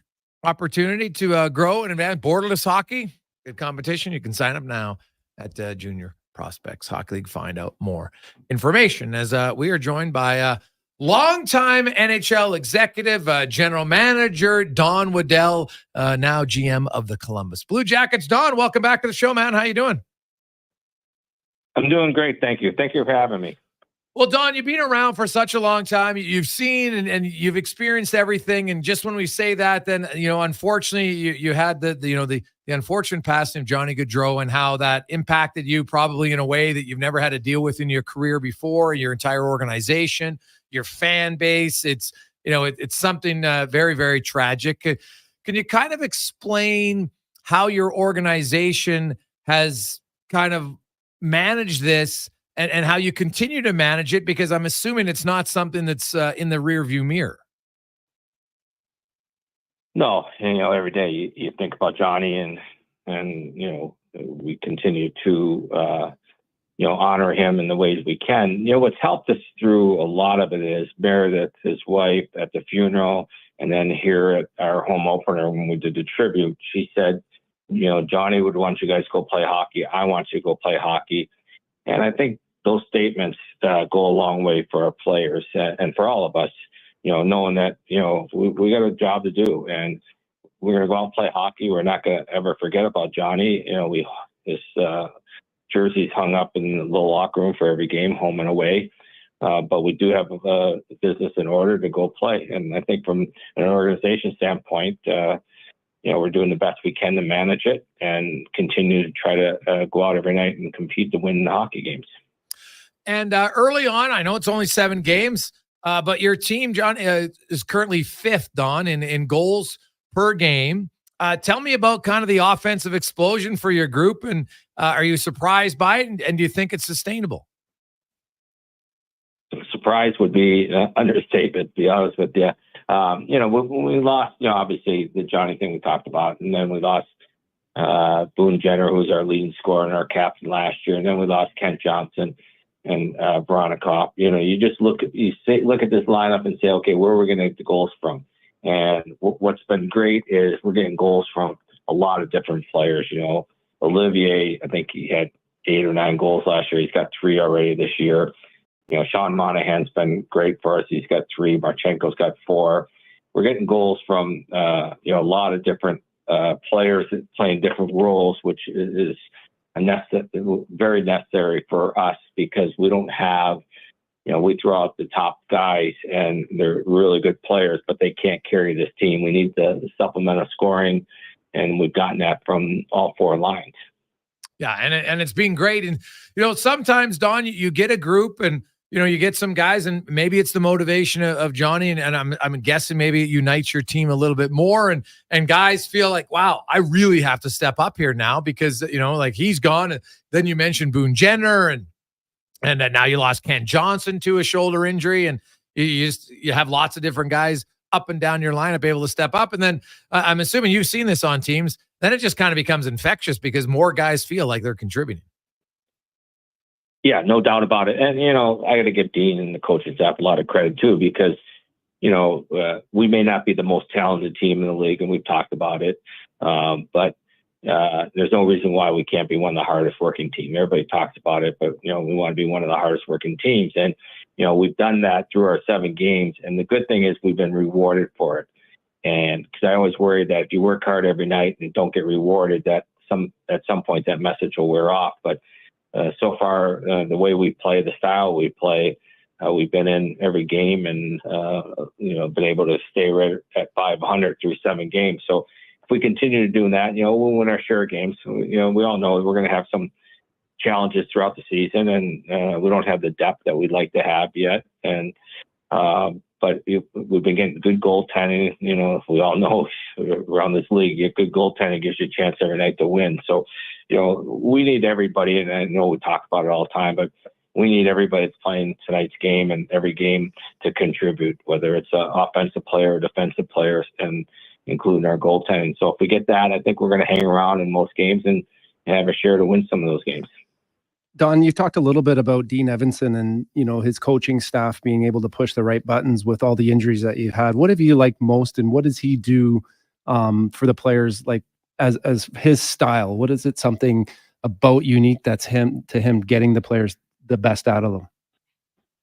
Yeah, I did a lot of homework along with Rick Nash and Chris Clark, and we were looking at coaches, and we knew we needed to establish a new identity or a different identity. And again, I don't criticize what's happened before. I don't really know what's happened before, and doesn't really matter how we look forward. And Dean's style has always been, he's been hard on players, but he's fair on players. He can be hard when he needs to be, but he's also a very fair coach. And when he walked in the locker room the first day, I think there's instant respect in how he handled himself and how he approaches each and every day. So that helps a big time. And Dean and I talked a lot throughout the summer, and that we don't care what happened in the past. We're going to establish ourselves. And the one big thing was getting the atmosphere right in the locker room, and we're heading in the right direction for that. And I think part of it is, as you said, when things tragically happen to an organization, you can use that as coming together moments. And certainly we have great leadership with some of our veteran players to go along with our young players. So I think Dean's been able to get the most out of these guys. Don Waddell, general manager of the Columbus Blue Jackets, joins us. And, Don, you've got some young players, and with youth, you have to be patient in their development. Tell me about Adam Fantilli and what you like about him, where he is, and where you think he can go as a player in the coming years. Well, I think he's a true professional. He trains very well, had a great off season, came into camp, excited about being here. He's a rink rat. He's around the rink all the time. I think the upside is, we don't know what the upside is for sure, but I think the upside is going to be big for him. Just seeing the work he puts in every day and that. And again, not to knock any of our players on the team, but, we don't really have a lot of guys that he can play with right now that would be what I call pure offensive players. Good players, but not pure offensive players. And as, we get Kent back and we get Veronikov back, we'll give him some potential guys that will help him drive, because he likes to have the puck, but he likes to dish the puck at the right times. And so I think he's going to be a guy that over the next few years going to take a big step, and he's going to be a high point producer as his career moves forward. This is always hard, Don, but when you look at his overall game, and you've seen lots of young players, like he just turned 20 earlier this month. And the NHL is, I'm a firm believer, is not really a league for teenagers. And so, this guy's just turned 20. Now, it's a hard league. And when you evaluate the young players, and you've seen some guys, some guys take a big jump at 22, some take a jump at 20, some will take a jump till 24 or 5. Do you ever learn in all your experience how to know when that jump is going to come for young players? No, and I think, every kid's a little different, but I've always been a believer that if you can start these guys on the right path, until he's probably an exception to it. But, these young players, as, either stay in junior, stay in college for another year, or if they're eligible to go in the American League, to get some pro experience behind them before you put them in the fire. Once you put them in the NHL, there's no easy nights, there's no easy games. And it's a grind. So I've always said, the best for a lot of these young players is to be patient with them, saying that these guys are here. And so now we got to make the best of the situation. But, that's, I think, how you guard some of these young players too, like a Fantilli, that, you got to keep the expectations in check, because he is only a second-year player. And, we know he's going to get better in time, but we also got to be careful of how fast we try to push him too. Don, Elvis Merzlikins' first 3 years and when he broke into the NHL were excellent. And, there's a lot, and then he gets a big contract, and a lot of people thought, okay, this guy's, he's going to be one of the top 10 goalies in the NHL. And then, the last few seasons and 2 performances, I know it's only 2 games this year, it's not the same. I know he lost one of his best friends, so maybe that played a factor at some point. I'm not sure.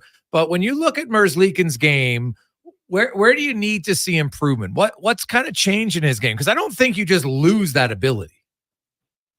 No, I think actually, I know his numbers are what they are this year. I can't remember what they are. They're 3.2 or 8.86 save percentage, but he's actually or 8.54, I guess. He's actually played pretty well. He, what we've talked to Elvis about is, his ability is going to allow him to stop the puck. First and foremost, and this goes to all the guys, be a good teammate. You want your players who want to play in front of your goalies. And, again, I'm not sure what happened in the past, but I think things didn't go always the way I would like to see them go. So, that's be a good teammate, work hard in practice. We know you have the ability, and I truly believe, and I wouldn't say this if I didn't believe, that I think he's going to have a hell of a season here. He's been tremendous in training camp, worked hard every day, was good in the exhibition games, and maybe started a little slow here, but we've also the one game I know that we played where he got the loss, we were not very good that night against Minnesota, but I still think his ability is there. It's just the other things maybe that have come into surrounding himself in the past. We got to get rid of those things and just worry about being a good teammate first, and then let his ability take over. What about his goaltending partner, Daniil Tarasov, who started the last 4? He's not going to play tonight. It will be Merce Leakins. And, he's another young guy. Like goaltending, Don, it seems to be in a high, well, you would know, it's a highly volatile position right now in the NHL. I don't think there's any more volatile position across the league. Guys can go up and down from year to year outside of a few elite guys. Where are you at with his development? And do you see this as like a really 1A type of tandem? 100%. And I think in today's day in the NHL, I think you need that. With the amount of games you play in a week and how much travel you have, I think you have to have 2 goalies with the ability to put whoever you're comfortable with in each night. So I think Tarasov's played really well. Again, we're a pretty aggressive team. We give up some pretty high-end chances. But just the style that Dean wants to play, and we got to rely on our goaltender to make some saves for us, which he's made some key saves at the right times to put us in a position to win some games. Don, Gregor was talking earlier about how long you've been in the game, and the game has kind of changed and evolved. I'm looking at your website and I'm looking at the analytics, and you have a director of hockey analytics and a consultant. What is analytics, and how do you guys use it with your organization? Yeah, we're I came from probably a very high-end analytics organization to one that's probably growing as we speak. And I think let's face it, analytics are here; they're not going away. I think it's a tool that you need to use, but use it the right way. And I also think that with analytics, it can help you make some decisions, but it can't drive your decisions. So it's a tool that, we will use and will continue to use. And we're hoping to grow that department as we continue to go along. One last one for you, Don. You look at, everything in the NHL that, it seems to be from a business standpoint, all arrows pointing up. The salary cap's going to jump up again. It looks like this season. There is the Four Nations Cup coming this year. It sounds like there'll be Olympic involvement moving forward. And I know it's a ways away, but fans always get a little nervous. From your perspective, and you've been through it for a long time, unfortunately, through a few lockouts, do you get a sense that you're going down the right path and that a new CBA should be not easy is probably too soft of a word, but something that both sides can come to without any real worry of another lockout or strike or stoppage in play?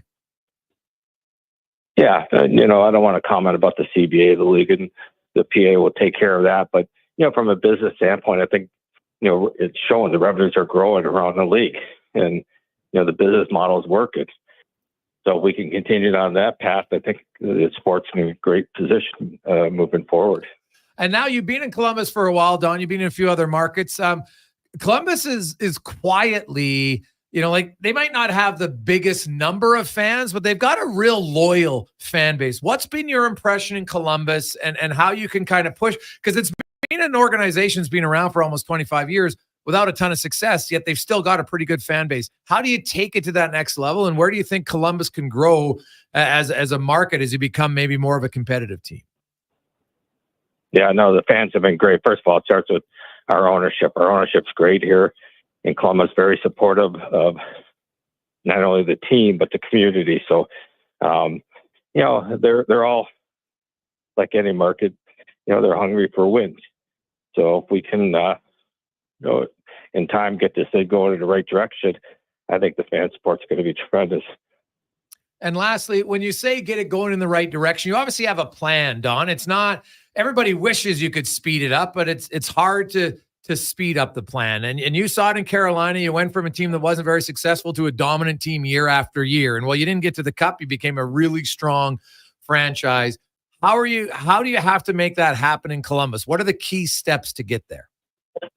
Well, first of all, we got to keep surrounding our young players with some good veteran presence and, let our young players develop at their own pace. We can't force their development. And, we got some good young guys that have been here now, that started in the league at 18 and they're still only, 2021. And you think they're ready for take on more of the NHL. But, I think the patience is important. but it's drafting and making good decisions. We're going to have lots of cap space come next July 1st, and you got to be smart about how you use it. Well, Don, as always, it's great to catch up with you. Best of luck tonight. We appreciate your time. Oh, it's a pleasure, gentlemen. Thank you for having me. There you go. That's a GM of the Blue Jackets, Don Waddell. And he's bang on about salary cap space next year. And I really think how the Blue Jackets have handled the entire Johnny Gaudreau situation will speak volumes for a lot of players and how they talk to other players about, you know what? Well, if we go there, we know how this organization handles adversity. And sometimes you don't really know that, Brownie, until it happens. Yeah, there isn't a ton of guys with a lot of experience with that, obviously. But you know what? People love playing in Columbus. People love living and staying in Columbus. I know lots of guys that have played there and wind up staying there. I don't know Columbus all that well, other than just coming in and playing, but it seems to be a great place that people love to play. And yeah, I mean, that organization has handled that tragedy very well. And that's going to go a long way because, it's players talk. And I think any organization knows now, especially more than ever, just, the involvement of families and wives throughout the league, that's important. Right. And you see a lot of teams doing that now where, I think basically when I played, the focus was more on the player. Yeah. And now it's so much more. Right. Right. Because you want to get to the player, get to the wife and kids. Yeah. Well, makes sense. Jason Gregor, Sean Brown with you on Sports 1440, Oilers Nation, YouTube and Facebook. I'll come back. We got 5 questions. Then we got the pregame show, Oilers in Columbus, where they have not won in 5 years. Stuart Skinner will get the start coming off his 5th career shutout on Friday night. He wasn't busy early, but later in that game, he had to make some key stops. We'll hope he does that because until the offense really gets going, you're almost putting the pressure on the goalies to have to limit the opposition to 2 goals a game right now for the Oilers to win. So we'll see if they can do that when we return to the Gregor Show presented by PlayAlberta.ca. The Canada-wide clearance is on at GMC. Get a $7,500 cash credit on 2024 Sierra 1500 Crew Cab elevation models. With Sierra's 13.4-inch diagonal premium GMC infotainment system with Google built-in compatibility, available off-road package with hill descent control, plus an available 3-liter Duramax diesel engine. You can take the road less traveled and try new things, like fishing or whitewater rafting. I should have gone fishing. Ask your GMC dealer for details. I'm Ryan Nugent-Hopkins. And I'm Zach Hyman. And when we're not making juicy, sweet passes, or having my goals disallowed, we're working for Legacy Heating and Cooling. HVAC technician. Nice. Hey, guys, you're not here to install furnaces. You're here to sing the jingle. Oh. Well. Okay. Call Legacy. Call Legacy. No payments and no interest for 1 year from qualified installers. Legacy Heating and Cooling. You'll see us digging holes. No, we're not looking for buried treasure. You'll see us digging trenches as well. And no, we're not building a fort. We're GS Construction, and you'll see us in neighborhoods throughout the Edmonton area. So what are we doing? GS Construction provides rehabilitation and upgrade services to Edmonton and surrounding communities. Some of our underground utilities have served us for years and are past their useful lives. We replace them, so they're around for years to come. Find out more at gsconstruction.ca. Weather forecast? Ugh. Savings forecast? Cha-ching. Save up to $225 on a set of 4 Select tires, plus a bonus $50 off any service of $150 at Fountain Tire until December 14th. Restrictions apply. Fountain Tire. We're on this road together. Hockey is back, and Play Alberta, Alberta's #1 sportsbook and official partner of the Edmonton Oilers, has you covered with bigger offers, boosted odds, live betting, player props, and more. New to Play Alberta? New players now receive $200 in free bets just for signing up. You already play? Get a $10 free bet for every $100 you bet. Every week, all season long. Visit playalberta.ca and make your picks today. Bonus terms and conditions apply.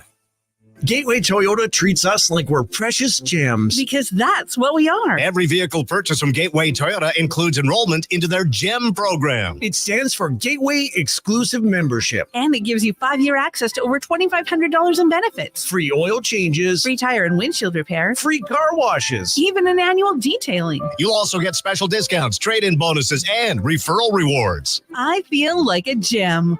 At Gateway Toyota, just off Calgary Trail at Ellerslie Road. Cold weather is coming, and low prices are here at Canadian Tire's biggest tire sale of the year. Save up to 25% on quality tire brands like Motomaster, Bridgestone, and Michelin at Canadian Tire. Only from October 11th to 31st. Conditions apply. Details online. At I Hear Unicare, we're locally owned and locally focused on providing the best hearing care. Book your appointment in Spruce Grove, Stony Plain, St. Albert, or at either of our 2 Edmonton locations. I hear you and I care. At ihearunicare.com.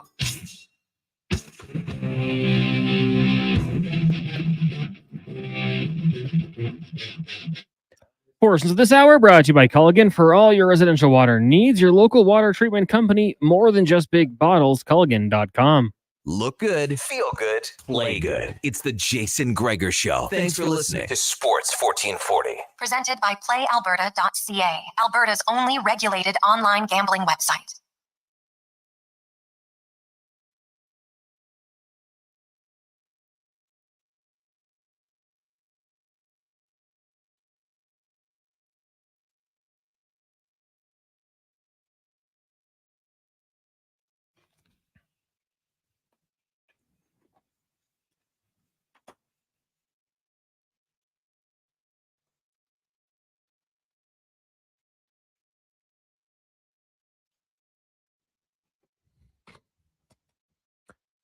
.345. Welcome back, Jason Gregor, Connor Halley. Sean Brown with you on Sports 1440, Oilers Nation, YouTube, and Facebook. It's the Gregor Show, presented by PlayAlberta.ca. Let's get to 5 questions brought to you by The Brick, where saving you more, hey, that's what they do. You can save up to 20% off furniture, sofas, sectionals, dining, bedroom furniture, and up to $500 off big screen TVs right now at The Brick and thebrick.com. It's time for 5 questions on the Jason Gregor Show. All right, guys. Question number 1. Will the Oilers make it 3 straight wins in a row tonight? Also, can you throw in a bold prediction for fun? Well, I know they haven't had a lot of success in Columbus, and it's just funny how, you play in some rinks in some cities and it just doesn't feel good. For me, it was Ottawa. Going into Ottawa, I just, whatever the building and the vibe that I got there, I just was like, I always felt like I just had heavy legs right away. So I feel like they're going to put a little bit of a run together here. I think they will win their 3rd in a row, and I'm going to say that Hyman's going to get I don't know if it's a bold. Yeah, I'm going to say he's going to get a goal. There's goal. So the drought ends at 9 for Zach Hyman. Winning 3 in 4 days. Never easy, but they should beat Columbus.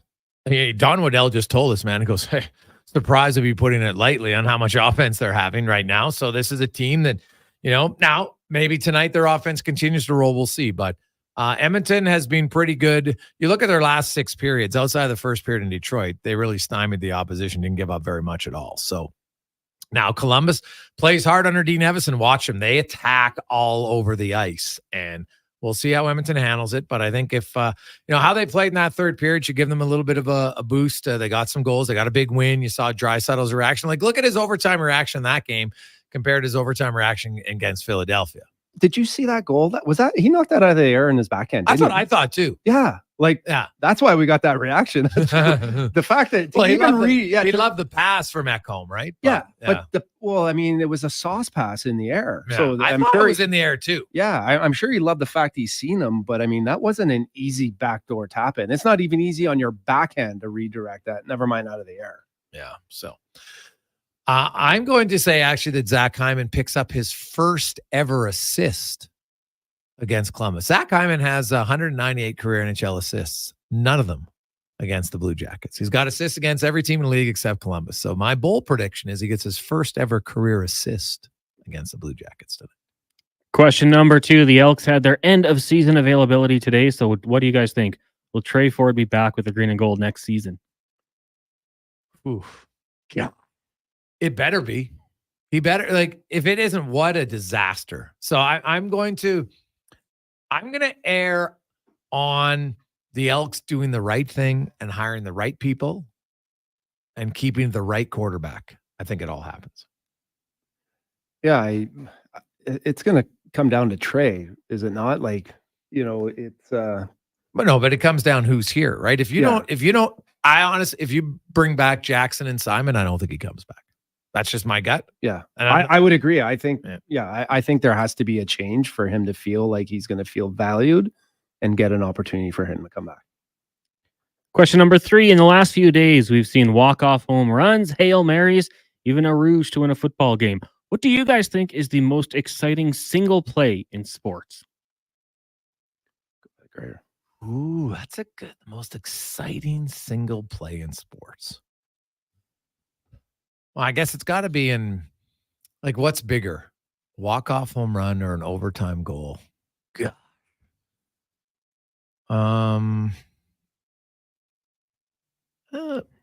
A walk-off home run, you're coming off the bench not playing, right? No. A walk-off home run is you hit the home run, the game ends. Okay. Like you're walking the game off. Yeah. Right. Okay. Yeah. But you've played in the game. Yeah. Yeah. Okay. Yeah. You could be a pinch hit walk home. That would be different. But we're just talking about most exciting play in sports. Ooh, God, it's a good question, man.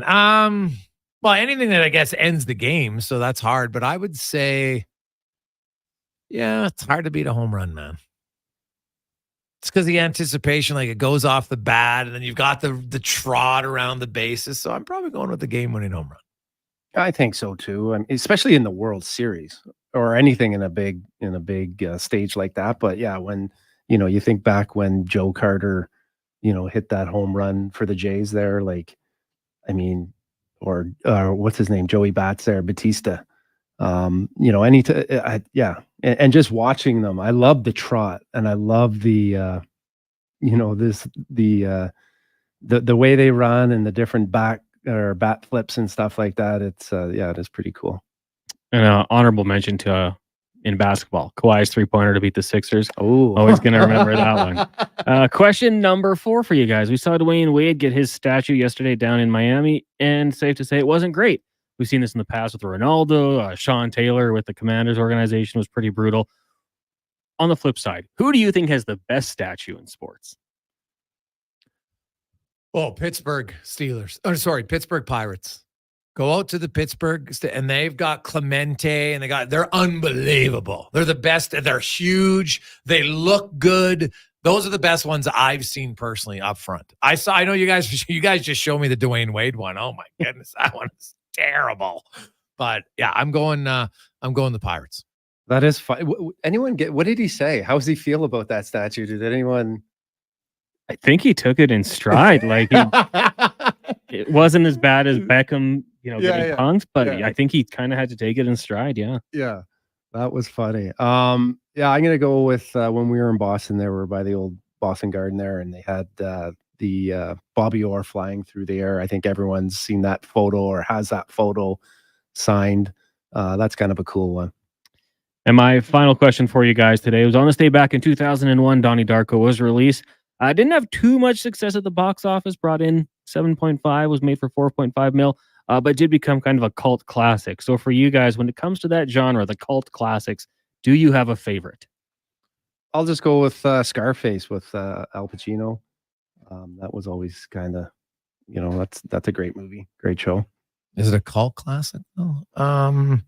Because if you look at like the greatest cult classics, right? Like, because they're movies that weren't necessarily like super popular at their time, right? So I might go, my favorite cult classic, Napoleon Dynamite was one that was never huge, but also Clerks. Clerks is awesome. Cons, what about you? Give me Office Space. I'm a big fan of Mike Judge with King of the Hill, which is coming back in 2025. And really? The Office Space, just kind of the dry humor throughout that, pretty good. And the printer scene is classic. So I'll go with Office Space. Yeah, like another one would be Monty Python. Like, oh my, Monty Python and the Holy Grail. Have you seen it, Brownie? No, I knew this was coming. God, Has Connor seen it? Hey, don't bring me into this. Connor and Brownie, we could have a whole competition of which guy has seen fewer movies. But My hands are sweating. dude, I knew he was going to come at me with the it. Holy Grail, though. But tis but a scratch in the black. Oh my goodness! When they're cutting off his arms, it is so. I know that sounds like how can cutting someone's arms off be funny? But you just have to see the scene. Actually, I have seen this one. Low Tide guilted me into it. Yeah, guilty. Didn't you laugh, dude? Oh yeah, Like, it was good. But he's like, you got to watch it. That and The Princess Bride were two. He kind of forced my hand to watch. Yeah, see, I'm not. Don't regret it. I know people don't agree with me, and that's fine. But I think The Princess Bride was always. I'm just not. I thought it was overrated. I'm not. And I watched it. I'm like, really? I don't get it. I don't get the love affair, and that's okay. But just not. Was not my.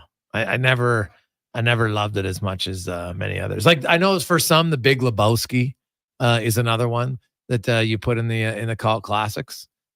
I get it. I love Clerks though. You seen Clerks, Cons? No, that's is that Kevin Smith? Yes. Yeah, have yet to see that one. And I don't know if it. I don't think it would be in. But have you seen Super Bad, Brownie? No. Oh my goodness, Cons, you've seen Yeah, that was a smash in the theaters. Super Bad? Super Bad is the first. Michael Cera, Jonah Hill. Oh, like the first 45 minutes of that movie might be Really? some. Oh, not like any movie. It's hard to like when it's so great. It's hard to maintain it throughout. Yeah. Right. It's like a great hockey game. Very few are all 60 minutes. Right. There's a little lull in it. Yeah. But Super Bad. There is so many funny lines in that movie. Like, oh my gosh, like if you just sometimes need you got your sense of humor. Yeah, I like to laugh. I honestly think in Super Bad, I can because I know you kind of have that little high pitched laugh of yours every now and then when you get really laughing. I would say minimum 7 times that you will laugh out Really? loud when you watch it. Wow. In the first part, like and Wendy's got a good sense of humor. Yeah. Like I think she would like it. Okay. It is so like there's so many. Yeah, I want you to watch it. And then we'll go through because you might even watch it once and then be like, I'm going to rewind and watch some of the parts again. Because, there's so many classic scenes in there. So many. God, I love that movie. We watched the Tyson documentary last night. I watched half of it. Oh, yeah? Yeah. Fell asleep, but. So it's not that good? Or you No, just it's good. always I just fell asleep. I just. Oh, no, you always fall asleep. Right? No, but like your fall asleep per watch ratio is I just can't probably stay up late. 50%. I Right? can't stay up late. Once I Like, sit what's down, late, stop though? moving. What's late? I don't know, 9:30, 10. Nice. Brownie, thanks for coming in earlier, buddy. We appreciate it. We'll switch you out. Andrew Walker will come in right next. You doing the show with him? Yeah, as the Oilers. We'll get to the pregame show. Oilers taking on the Columbus Blue Jack extended edition of that. We also have Kevin Woodley coming up in the 5 o'clock hour. I know that's a must listen to for all of those who like the goalie analysis and the goalie breakdown from Woodley. Always brings great stuff. So that's coming up next. Let's get to the Con Man Sports 1440 update brought to you by Fountain Tire.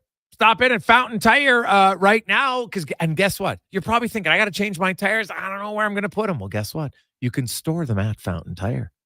Final location near you, or go online at fountaintire.com. This is the Sports 1440 update. Game day, the Oilers down in Columbus to take on the Blue Jackets, looking to make it 3 straight. Puck drop just after 5 o'clock. Our pregame coverage coming up next with Andrew Walker and Jason Gregor here on Sports 1440. In the majors, we got Game 3 of the World Series as the Dodgers look to take a 3-0 series lead over the Yankees. First pitch, 6:08. Week 8 in the NFL wraps up tonight as the Giants are in Pittsburgh taking on the Steelers. I'll go at 6:15. And in the association, the Toronto Raptors taking on the Nuggets. Tip-off 5:30. You also got the Celtics and Bucks, Hawks, Wizards, Pacers, Magic, and the Mavericks taking on the Jazz. Coming up in hour 3 of the Jason Gregor, we'll shift over to pregame coverage with Andrew Walker. I'm Connor Halley. This has been a Sports 1440 update. Sports 1440, a Stingray radio station. CKJR broadcasts from West Edmonton Mall and Wetaskiwin. Download the free Stingray music app and listen wherever you go.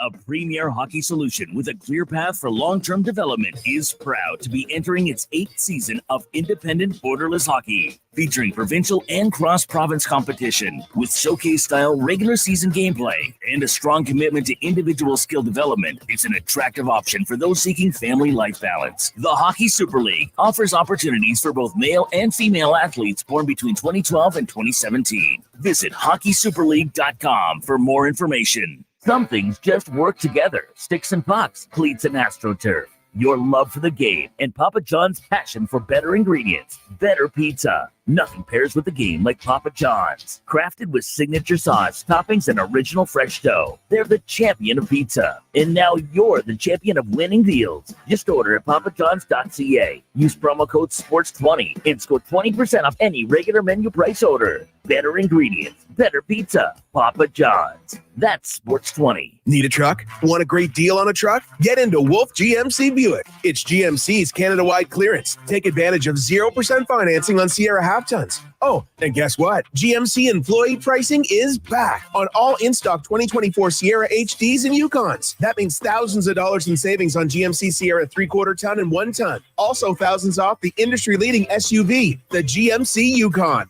Get to Wolf GMC Buick now and drive away with money off and a smile on. Just off the Anthony Henday. Scott McGilvery here, HGTV host and renovation expert. The one upgrade I know homeowners will love: better, fresher Culligan water straight from the tap. Culligan's Aquasential reverse osmosis filtration system takes your water to the next level. With up to 7 stages of filtration and 14 filter options, they're certified to reduce over 90 contaminants. Your tap water is about to get a major upgrade. Safer water that tastes great. Get started with a free in-home water test at Culligan.com. Culligan, water you love. Find the perfect tractor for any job at Edmonton Kubota. Their massive selection of compact tractors has something for everyone, whether you're tackling small tasks or big projects. And right now, take advantage of 0% financing for up to 72 months. It's never been easier to get the power and reliability you need. Come down to Edmonton Kubota today and drive away with the tractor that's just right for you. Edmonton Kubota, where your perfect tractor awaits. Big news that'll fit your fencing needs and more to a T. Metal Supermarkets now carries 6-foot steel T-posts, studded or drilled. Perfect for snow fencing, egg fencing, garden fencing, all kinds of fencing. En garde, monsieur. Except that kind of fencing. Oh, then I bid you adieu. Plus, steel T-posts provide solid support for tree transplants. For details, see the convenience stores for Southside, West End, metalsupermarkets.com. Portions of this hour brought to you by Leading Edge Physio. The team at Old Strathcona has special training dedicated to reducing the impact of cancer care before, during, and after your diagnosis. From lymphedema to the management of fatigue and side effects of chemotherapy and radiation, they can help. Learn more at leadingedgephysio.com.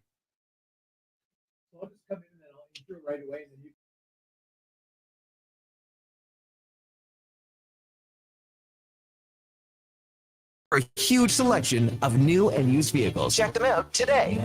Here's your pregame host, Andrew Walker. Edition. I'm Jason Gregor. Andrew Walker here. As always, Walks, how you doing, man? Good. I forgot that your show is on camera, so I'm coming all industry out.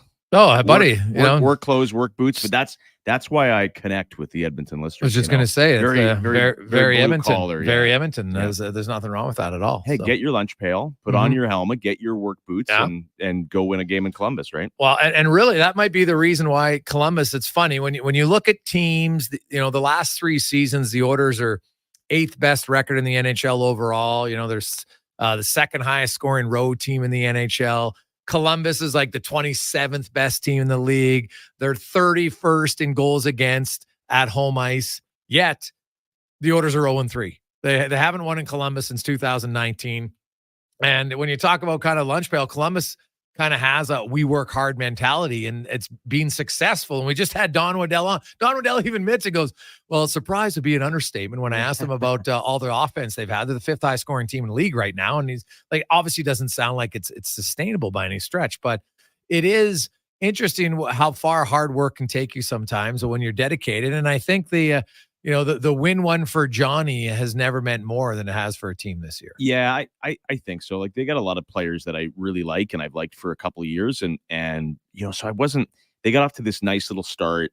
And Sean Monahan's such a great story, going from Calgary and where he was. And, they give a first round pick to Montreal to take him. And then Montreal ends up getting a first round pick to move him, like just crazy asset management. But you feel good for Monahan, who's really playing well.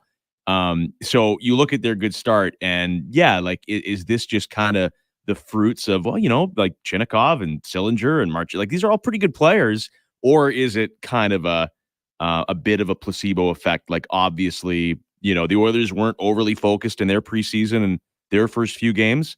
Columbus kind of had no choice, right? They get to camp, they have to deal with this tragedy, and you're forced to come together. Yeah. Like, you're forced to, even just to keep your head above water emotionally, I think. So I'm not overly surprised they've had a nice start. I don't know if you can ride that for 82 games. No. You certainly need saves, but they're fun. Like, I like a lot of their players.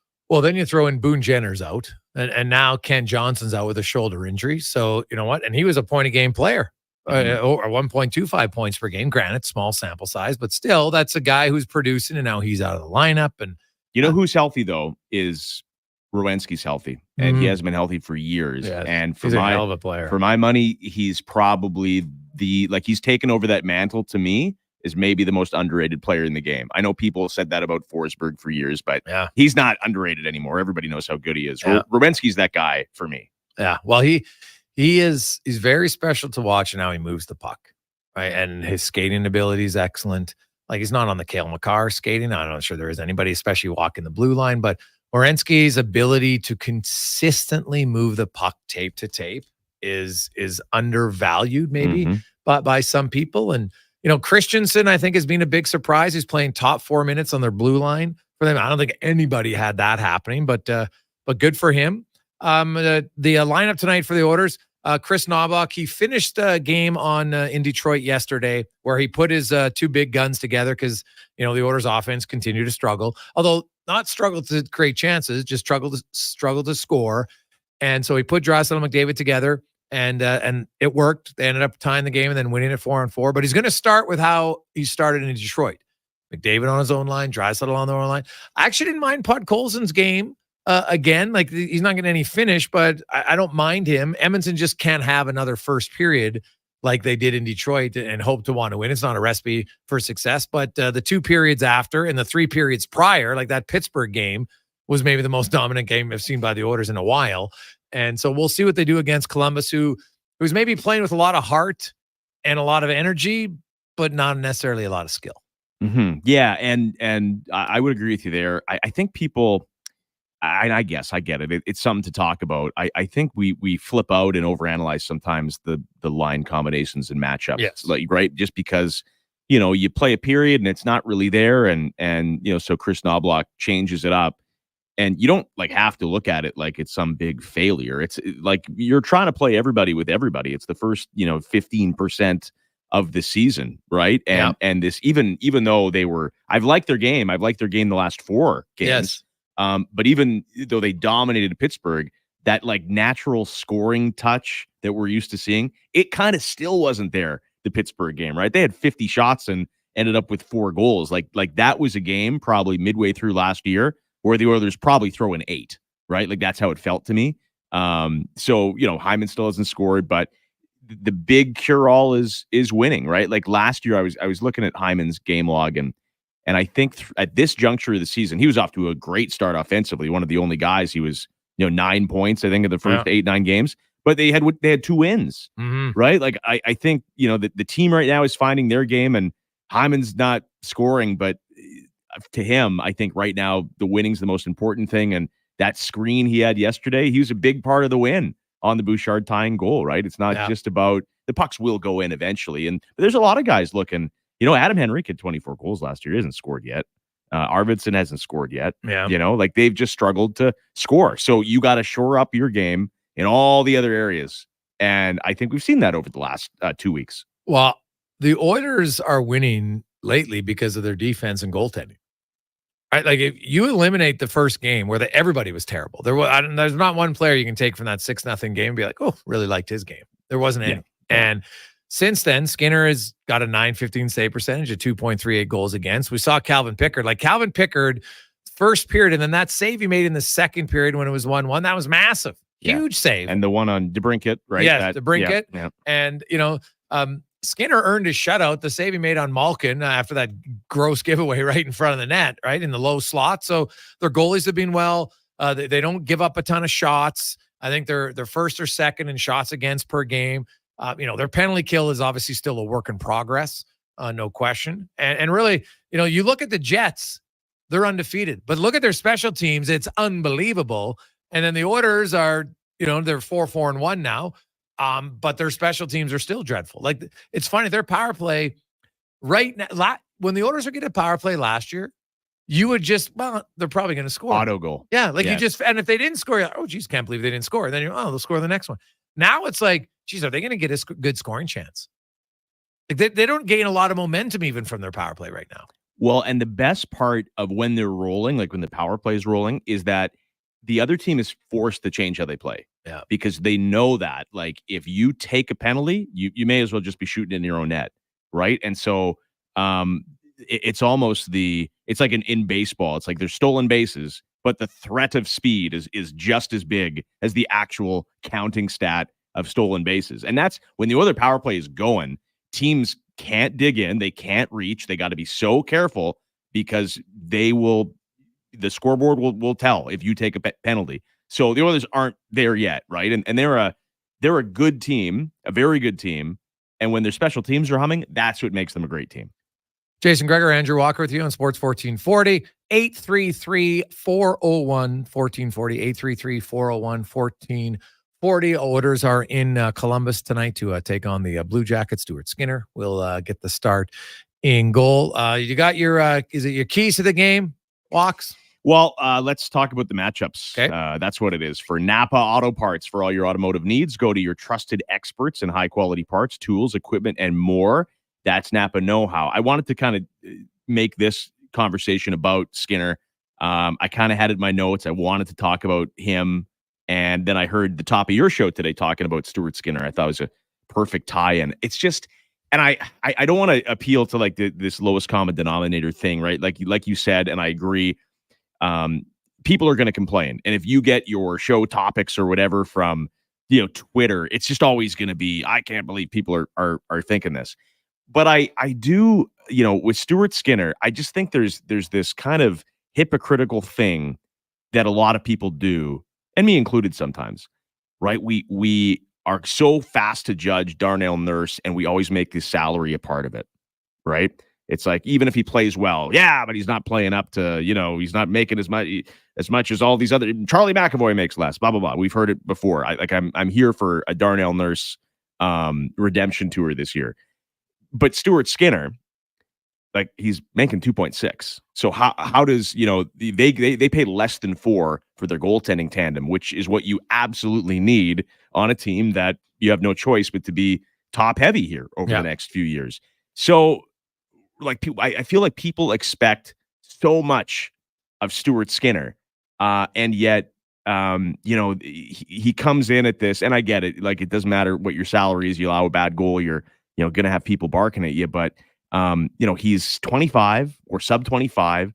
He just, lit it up in the conference final and helped his team get to the Game 7 of the Stanley Cup final. He's been an all-star.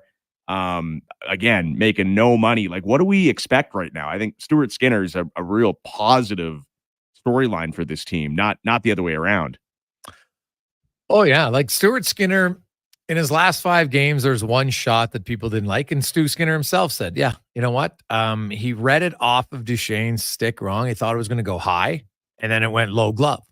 And I know Duchesne after the game said, I knew where to shoot. And I'm like, you mean in the middle of the glove? There's no guy. That's what I say in beer league too. When I try to go top corner and go 5-hole. Like, I don't know any times where a shooter wants to shoot glove side in the middle of the net. You want to shoot above the pad blocker, or you want to go up high nowadays on goalies. So, but other than that, Skinner's been pretty good. I thought he was great against Pittsburgh. I thought he was really good against Philadelphia. I have like obviously the Winnipeg game, the entire team. So, but also goalies make mistakes. Like, yeah, so exactly. When I remember, God love him, one of my favorite guys. But when I was working in Red Deer years ago, Brian Sutter, former Jack Adams winner, he was coaching the Rebels for a year.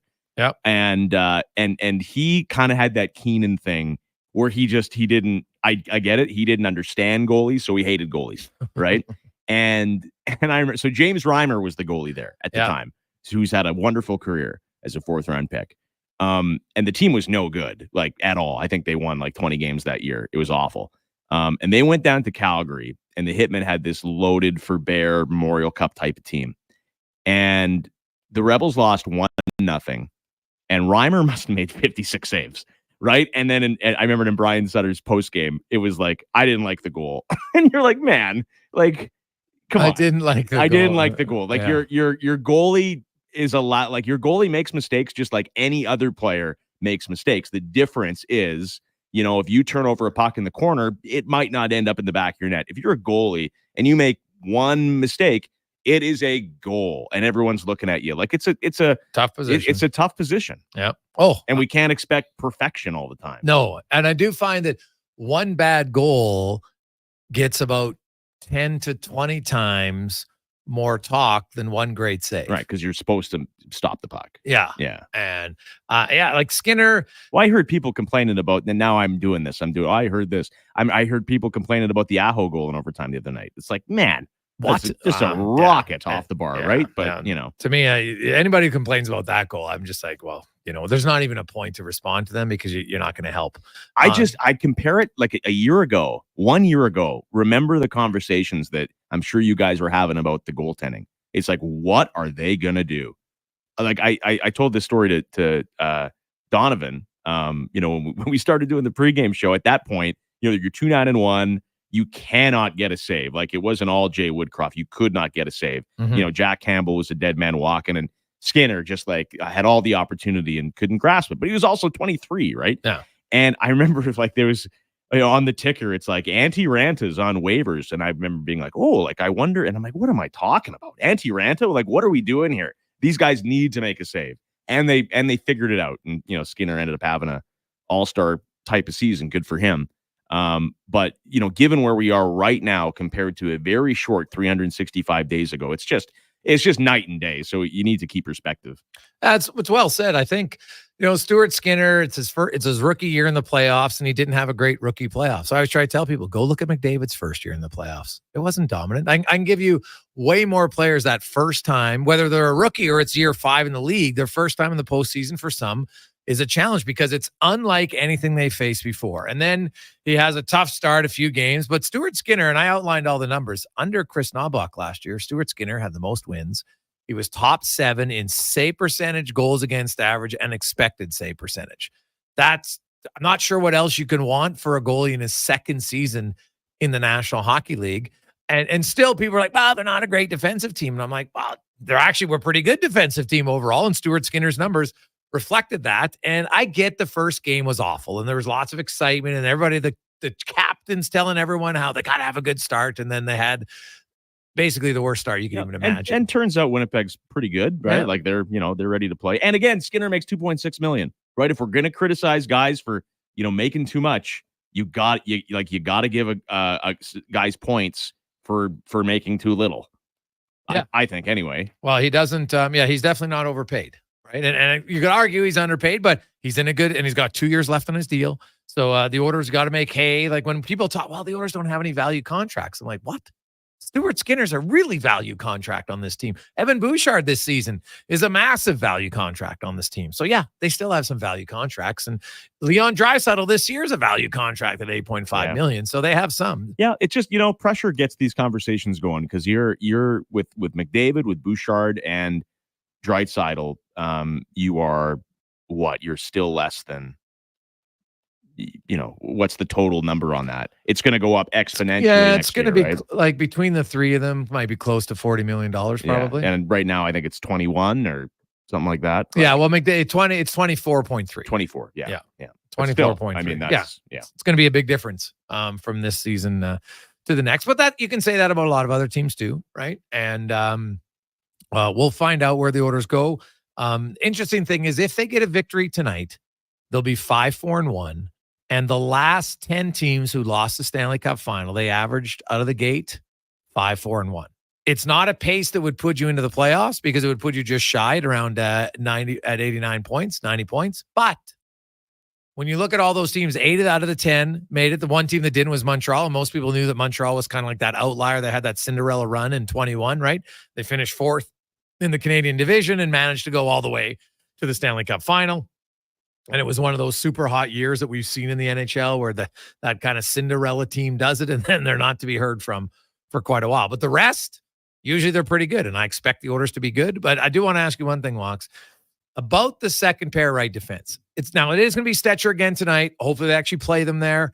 But to me, you either got to commit to one person or then just say, you know what, we're going to bite the bullet. We're going to go acquire the right defenseman that everybody in the hockey world knows we're going to try to acquire before the deadline, right? You got to do it. Now, I know that it's harder to do it now because the teams that have those guys are likely not going to want to trade him just yet. Not selling quite yet. But you know what? You're going to have to be aggressive then, or just say, let's just stick with it rather than have Nurse playing the right side. Now we have Dermott, Stetcher, like it's ridiculous. To me, I think they've overthought that a little bit. Just plays Troy Stetcher. We all know he's not a second pair right defenseman in the playoffs, but he can play second pair right defense minutes for now. Yeah, that's kind of what I've said the whole time. We know they're going to add, and you don't have to freak out about it. Like, we all know that this is not necessarily a Stanley Cup type of D. I think that they probably had, well, I don't even know, because they would have made a bigger effort to re-sign him earlier. But I think Broberg was supposed to play a decent part on this team. They, with all the salary stuff, they like Ceci. They had to move out Ceci, or they thought they had to move out Ceci. And this was always kind of a keep your head above water. I'm not convinced that the Oilers were as gung-ho about, we found this gem in Ty Emberson, like some of the articles that came out would have you believe. To me, this was like, if you're San Jose and you got a really good collection of prospects and young players, and I know they're not winning any games, but their farm team in San Jose, the Barracuda, are something special to watch. And the Askarov's down there, and they got some good players up, and Celebrini's hurt, and Will Smith. If they really, really felt they had this top 4 guy in Emberson, I just don't think they're trading him, right? So I'm not convinced that the Oilers, were thinking all these nice things about Emberson like some media and fans were once they read up on him a little bit. So I don't think that was ever the plan to be the answer. I think it's a rotation. They didn't know that Travis Dermott was going to make this hockey team.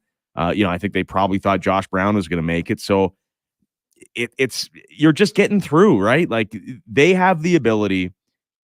still have the ability to win the President's Trophy with this D, and the D is not great, outside of the top 3. So, we just don't know who's going to be available, and they'll get a guy.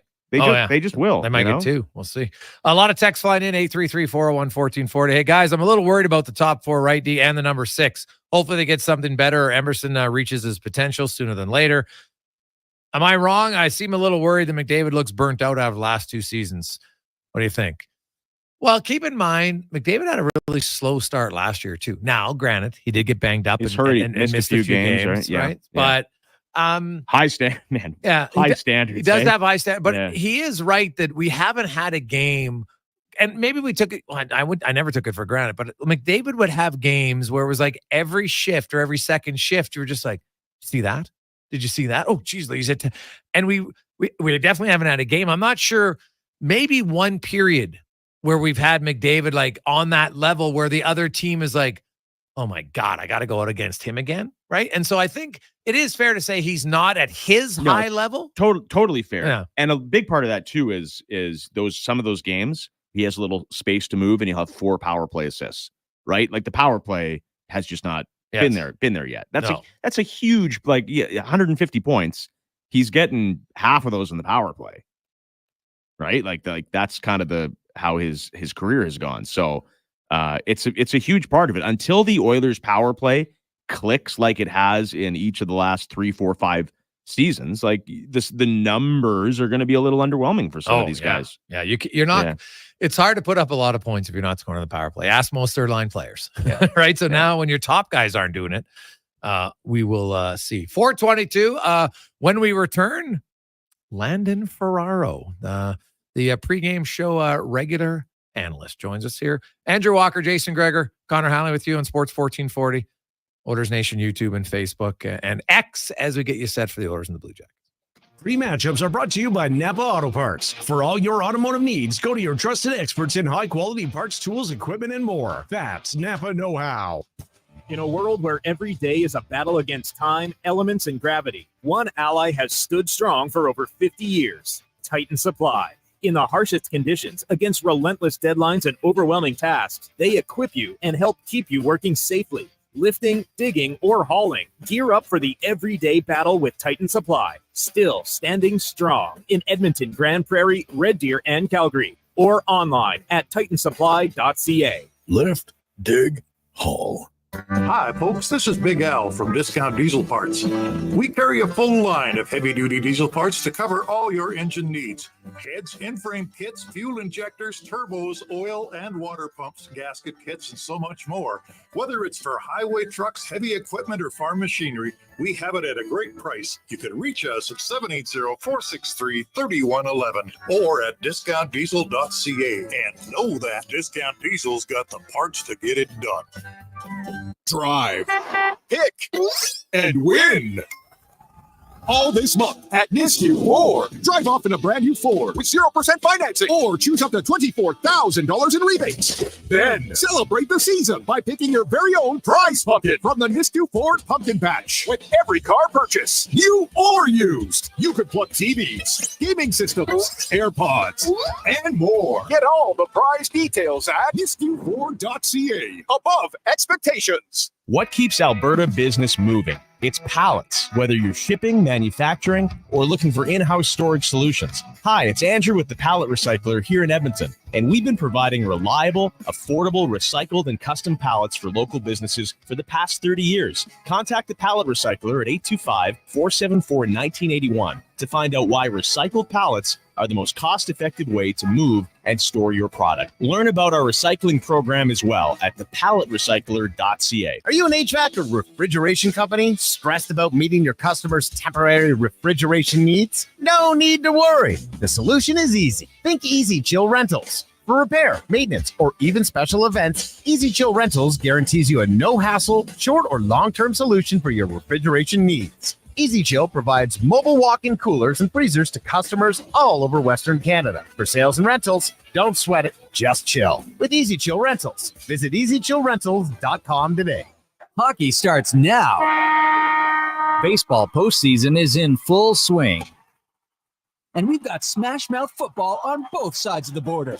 Catch all the action this fall in the sports bar at Century Casino Edmonton. Tons of screens, so you never miss a play. Every seat is the best seat in the house. Plus, daily food and drink features and a Hall of Fame-worthy menu with something for everyone. See you soon, and bring your friends. Every day is game day at Century Sports Bar and Lounge. Amadeus Music has pianos for your little prodigy, and they're available in any style they want.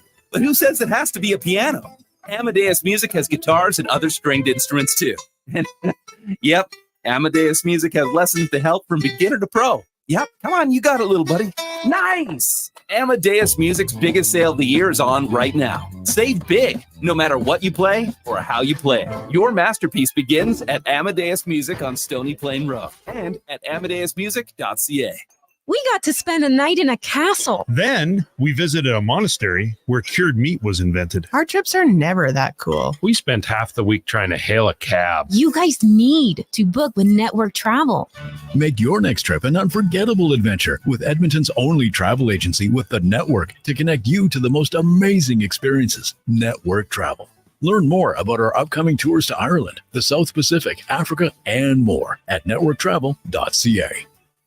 Cross Mitsubishi is giving you a chance to see a hockey game in style. Just head to Cross Mitsubishi and take a test drive. You'll be entered to win a pair of hockey tickets to a November game, $200 for food and drinks, and 2 Edmonton jerseys of your choice. Get in the game with Cross Mitsubishi, home of the largest 2024 Mitsubishi inventory in Western Canada and the 10-10-10 warranty. Visit Cross Mitsubishi today and drive your ambition. 9605 34th Ave and crossmitsubishi.ca.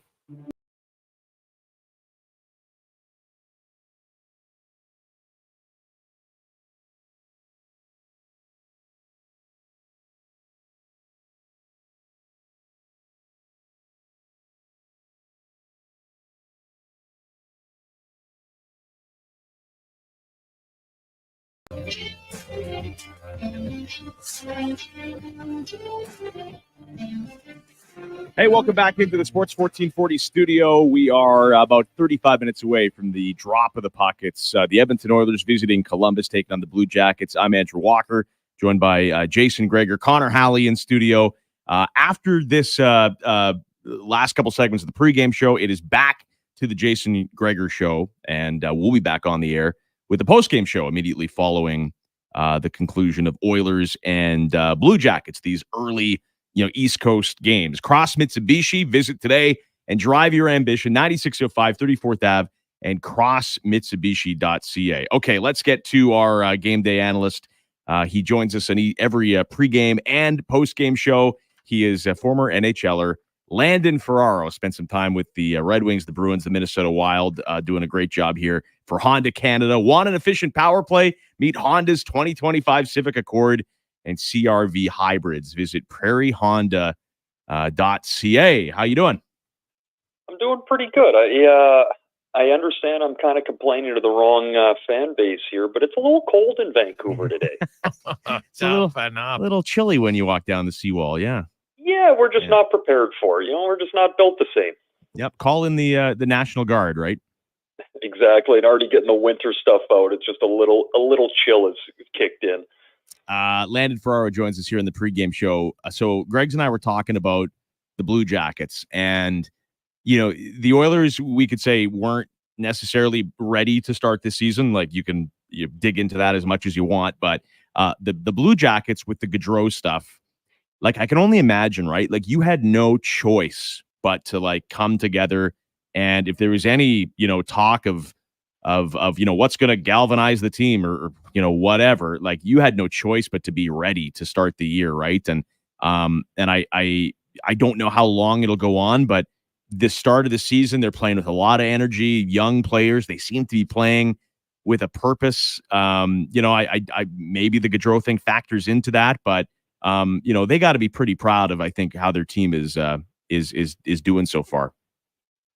Yeah, I think the organization would be incredibly proud of how, not just the players, but the coaching staff, the trainers, everyone else involved have, I don't want to say handled the situation, but are, dealing with the situation and, kind of leaning on each other to get through it. But they've had a good start, and not only dealing with that, but Ken Johnson out, Eric Branson out, Boone Jenner. Like there's a lot of very good players out of the lineup hurt right now as well. Landon Ferraro joins us in the pregame show. It would be tough. Like Columbus is this perennial loser franchise, right? That's just how people view them. It's how they viewed the Oilers for years. Teams like the Sabres, the Cleveland Browns. It's kind of how it's been. Save for that one season where they went and got Panarin, went and got Duchesne, and were pretty good. It was a pretty fun year. But other than that, anytime it'd be tough because anytime the Blue Jackets win, it's deemed an upset. And or like you go in there, you lose, and it's only, seemingly because you took them lightly. Like the Oilers haven't had a great deal of success in the McDavid era in Columbus. There's probably more than a few teams in that. Like Columbus. Oh, sorry. Well, I was just going to say, can you describe, like, I know everyone says the right thing, but taking a team lightly, it's more complicated than just, we don't care. But how does that play in when a good team faces a perennially bad team? Well, the hard part there is the fact that the bad team is excited to play the better team. And, it's exactly what you said in the sense of we're already expected to lose the game. So just go out and play the best you can and see what happens. And then from the other side of, being the better team going and playing them, like the league isn't like it used to be where the bad teams were so bad, right? Like it was night and day.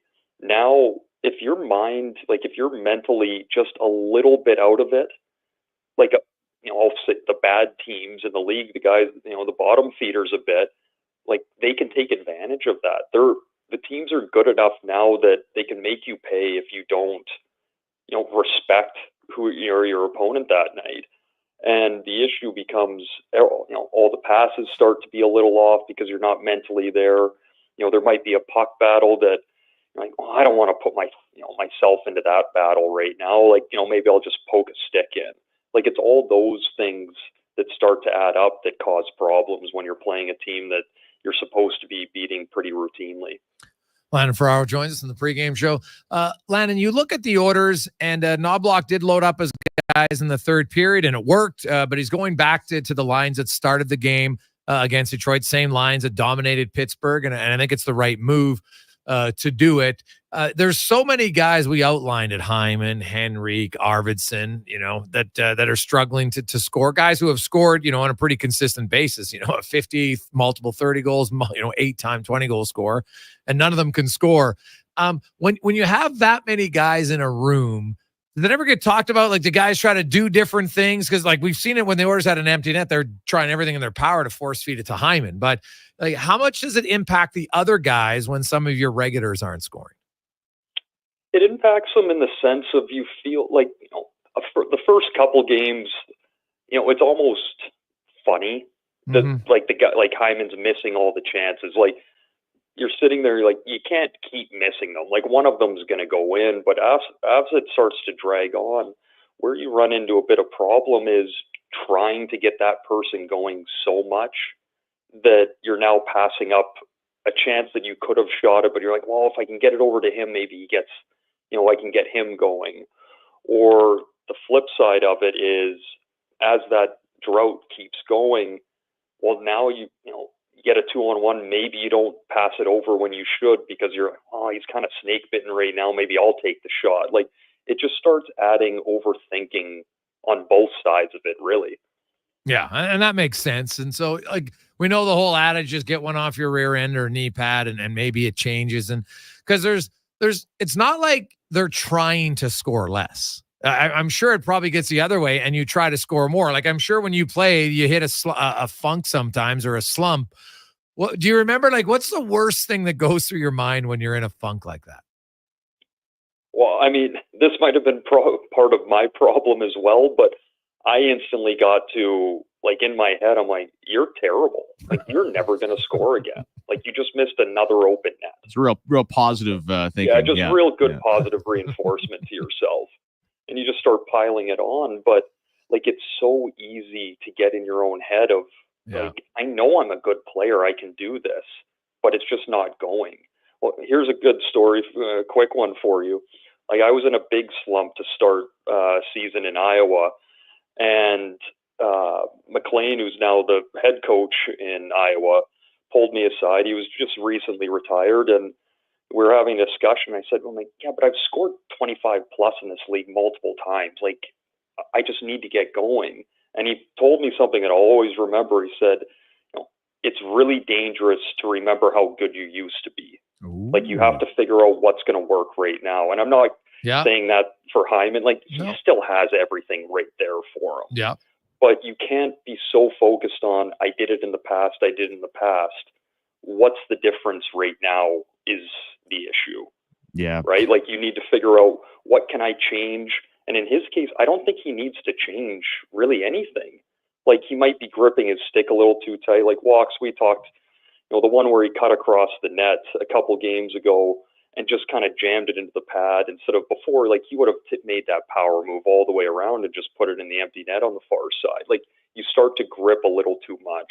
Yeah, that was a Toronto Marley Zach Hyman play, right? That wasn't a Edmonton Oilers 50-goal scorer Zach Hyman play. And there's, like, the old adage, right? And this is not to come down on Hyman, because it drove me bonkers last year when certain factions of media and fans and fake media, really, some of those guys tried to denigrate his 50-goal season. It's like, man, like, what are you doing? He's scoring 50. But Zach Hyman would probably be the first to tell you, it's that adage, are you a 50-goal scorer or are you a guy that scored 50? He's probably the latter, right? And he knows that. Like, I would be surprised if he got 50 again, but he's a 35 to 40 goal man every year. Like, he's good enough to do that. And, so for him, that story you just told, like, he can't be, and I'm sure he's not, but you can't be dwelling on how do I get back to 50, right? That's not really who you are, what your game is. It's you are a goal scorer. It's going to those right spots. And at the end of the year, you'll probably end up with 35, and that's great. Yeah, like, I feel like it's one of the situations where, like, when he's having his self-talk, he's sitting in his stall before the game, every guy has their own type of thing. Like, for me, as I'm tying up my skates, I start kind of going through my little, like, kind of buzzwords. Like, for me, it was like, move your feet, shot on net early, hard in every battle. Like, I just keep repeating those three things to myself, because if I knew if I did those three, I was going to have a good game. Whether the puck went in or not, I knew I was going to be okay. So, like, you start getting into that stuff, and, as he's sitting there, you almost just turn your mind of, don't worry about the 50 or 40, even anything like that. Like, worry about the first one. And then as soon as that one goes in, be like, okay, I'm going to get 5 now. And when you get to 5, I'm going to get to 10. Like, just make those goals smaller, and then you'll start checking them off. And, just like in life, like, as you go through your to-do list, every time you mark something off, you feel a little lighter, like your day's opening up, right? And that's the same for playing hockey and getting through a season. What was the worst slump you ever saw? And this for Greg's too. Like, I remember when Gomez didn't score for a year. Oof. Like, that was hard. In Montreal too. That was hard to watch. Like, it was a calendar year before the puck went in the net. And that's a pretty good hockey player. Yeah, like, the one that stands out to me, and it's not to that size of a name, but it was Riley Sheahan. The last year Detroit was at Joe Louis. He went the entire season without scoring a goal, and he ended up scoring the two last ones ever in the Joe. Yeah. And it's like, after 20 games, like, you feel bad for him, and then 30, 40 go by. And then it's like, you almost just have to giggle to yourself that this is still going on, because it's like, you can't look at it any other way. Well, Toby Reeder in Edmonton went the full season, 72 or 73 games, he never scored. Didn't score a goal the whole year, which is the most by any, like, that's the most games played by any forward who was like, but you're also not getting healthy scratched. No, yeah, that's the thing. He played the majority of the game. And then at the end of the year, that's the famous Bob Nate. Well, geez, if Toby Reeder would have scored some 12 goals, I'm like, yeah, you weren't making the playoffs because of Toby Reeder. But that was a big one. But I do want to say, how you said, well, you're a 50-goal scorer, you're a guy who scored 50. There's only 47 players in NHL history who have ever scored 50 goals twice. So I think, like, anybody I don't care how you score 50. No, me neither. Right? I'm not trying to me, come down on him. You score 50, you're a 50-goal scorer. It's the one that, like, to me, a 30-goal scorer has to do it multiple times. It's different because it's 30 goals. Well, it's still hard, but it ain't 50 goals, right? 30-goal scorer to me is multiple times. You score 50 once, you're a 50-goal scorer. And I didn't expect Hyman to score 50 if your again. Expectations were, 50 from Hyman, it might be asking a lot. Right? That's a career year. It's a career year because it happens once. And, good for him. Reeder not getting a healthy scratch, which makes it worse. But like Mike Maroth was the last 20-game loser in the majors. But to lose 20, you can't lose your spot in a rotation. Like, you got to be out there pitching every fifth day, like pitching good enough that they're not like, hey, man, you can't pitch anymore. Like, you can't start anymore. So he was good enough. He just couldn't. Type of skill. He just couldn't win. Able to pull that off. Yeah. Yeah. Like, you still got to be good even when you're bad to keep getting the ball to start. Right? Yes. And every time you take the mound, you're like, well, because I'm sure he lost some 2-1 ball games, right? But Toby Reeder missed breakaways that year, and it got to the point where even the fans were like, "Oh God, I hope he scores." Right? Like, no one. Yeah. It's like Connor Brown last year, right? Yeah. When he scored, it was like it's like they won the cup for him for a brief moment. Yeah. Which game was that? Oh, I know. I was at I was at the one where they blew the doors off the Sabres. It was like 9-1, but I think he scored again in that game. That wasn't the first he scored. one. Brown, I want to say, was like game 54 or something, because he was healthy scratched once or twice along the way. And then, of course, it was almost like 2 calendar years because he'd been hurt, and then he played 4 games and then missed a whole year. So, and it was tough. I remember I took him like in the 4th round of my hockey pool because I thought he was going to be McDavid's winger, right? Like expectations were there. I thought Brown was going to come in and be a player for this team. 3rd round, ballsy. Well, I mean, with a keeper league, all that kind of stuff. Nerds, just huge nerds. But it's interesting, right? Because I think the fan base very quickly. Brown's been an interesting turnaround because he came in and I if anyone is like me, it's like, okay, this guy can complement your top 6. Yeah. And it wasn't that, and it was way worse than that. But then he found his role, he found his niche. And this was a guy that was like, no one wanted him back until he turned his game around. And then, the team was celebrated for re-signing this guy. And I think everybody is pretty happy that Connor Brown's here in that specific role. Yeah. At $1 million. Yeah. At $1 million. That helps. Although he does still have $3 million carried over from last year. Bonus. So not his fault though. You're still probably living on your signing bonuses, hey? All that bonus overage, Landon? Oh yeah, it's massive, definitely, especially in Vancouver. It really goes a long way. Yeah, that's right. Oh my God.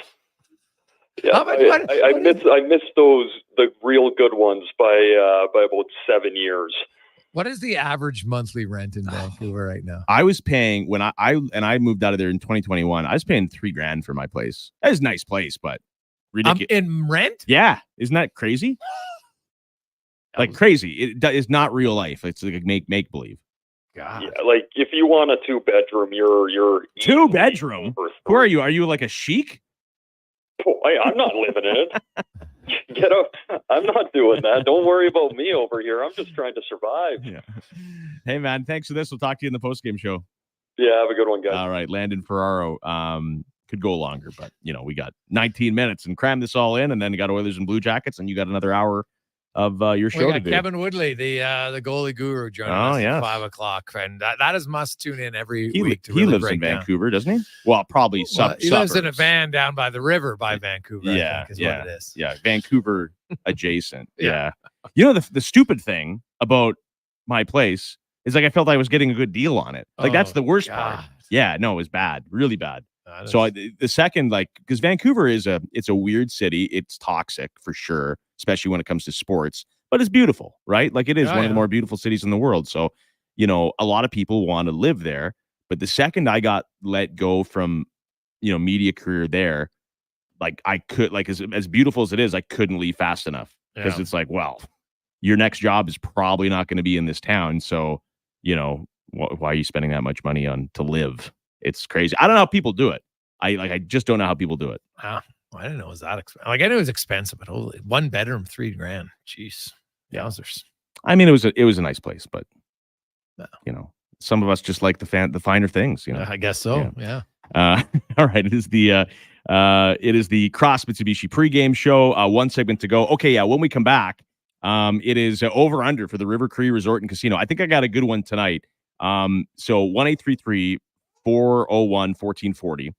And we're going to give you a stat, a proposition, whatever it is. You just tell us simply over or under. You watch the game. We'll pick a winner. Telling you it's the easiest $100 you will ever win to the River Cree Resort and Casino when we come back on the Cross Mitsubishi pregame show here on Sports 1440.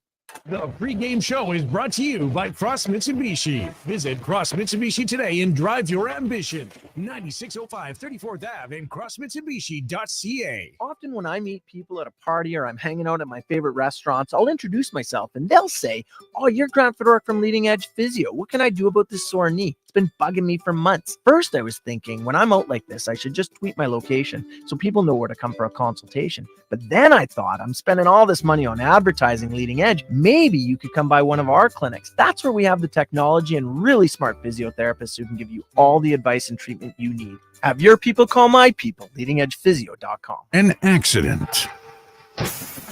And it wasn't your fault. How can I access funds for treatment? What if I have to change jobs? How do I even figure out how much my claim is worth? What if my car is a write-off? Is there funding for help with the housework? It feels like no one has my back. Robinson LLP does. Visit RobinsonLLP.com to find your injury lawyer. Robinson LLP, the recovery team. Our children look to us to guide them, help them, love them. And when they're not feeling well, we take care of them, not just physically, but mentally too. CASA Mental Health is a nonprofit organization created by families for families. Their services center around the child and wrap around the entire family, thanks to the support of community members like you. Currently, CASA is expanding throughout Alberta to meet the growing need. So to give help or get help, visit casamentalhealth.org. Amadeus Music has pianos for your little prodigy, and they're available in any style they want. But who says it has to be a piano? Amadeus Music has guitars and other stringed instruments too. And yep, Amadeus Music has lessons to help from beginner to pro. Yep, come on, you got it, little buddy. Nice! Amadeus Music's biggest sale of the year is on right now. Save big, no matter what you play or how you play it. Your masterpiece begins at Amadeus Music on Stony Plain Road and at amadeusmusic.ca. I Hear Unicare provides hearing aid devices at affordable prices. Plus, all 5 locations, including our new Stony Plain and St. Albert stores, have free parking near the entrance. At I Hear Unicare, we listen. Book an appointment at ihearunicare.com. With harvest wrapping up, it's time to move on to some other projects around the farm. Flyman rents and sells high-speed tillage equipment. New or used, we have discs and heavy harrows to suit every farm's needs. Have a project that needs to be cleaned up and hauled away? Flyman also sells and rents utility trailers, tilts, dumps, enclosed, even sled decks for this winter. We have what you need to help get the job done. So visit us at Nisku, Fairview, Lethbridge, or Medicine Hat, or online at flyman.com. Diablo Boots in Canada West. 2 great names in working cowboy boots. For over 60 years, Diablo has been selling the best-made Canadian boots. Diablo has boots from sizes 6E to size 15 EE, just for you. Why buy boots made in China like Ariat, Justin, or Red Wing, when Diablo has the best quality for less, made in Canada? Diablo has working cowboy boots with replaceable soles and heels for longer life. So, save on boots by Save On Foods. That's Diablo Boots, 3340 Gateway Boulevard, on the east side of Save On Foods. Hurry in today for best selection. The Zero Turn Blowout sales event is on now at the Lawnmower Hospital. Get great savings on all in-stock Zero Turn tractors from trusted brands like Toro, Country Clipper, and Hustler Turf. Backpack blowers are in stock for the leaves and fall cleanup. And of course, the snow. Our Toro snow blowers are in stock now too. Be prepared because winter will be here soon. LawnmowerHospital.com. The Lawnmower Hospital. Cross Mitsubishi is giving you a chance to see a hockey game in style. Just head to Cross Mitsubishi and take a test drive. You'll be entered to win a pair of hockey tickets to a November game, $200 for food and drinks, and 2 Edmonton jerseys of your choice. Get in the game with Cross Mitsubishi, home of the largest 2024 Mitsubishi inventory in Western Canada and the 10-10-10 warranty. Visit Cross Mitsubishi today and drive your ambition. 9605 34th Ave and Cross Mitsubishi.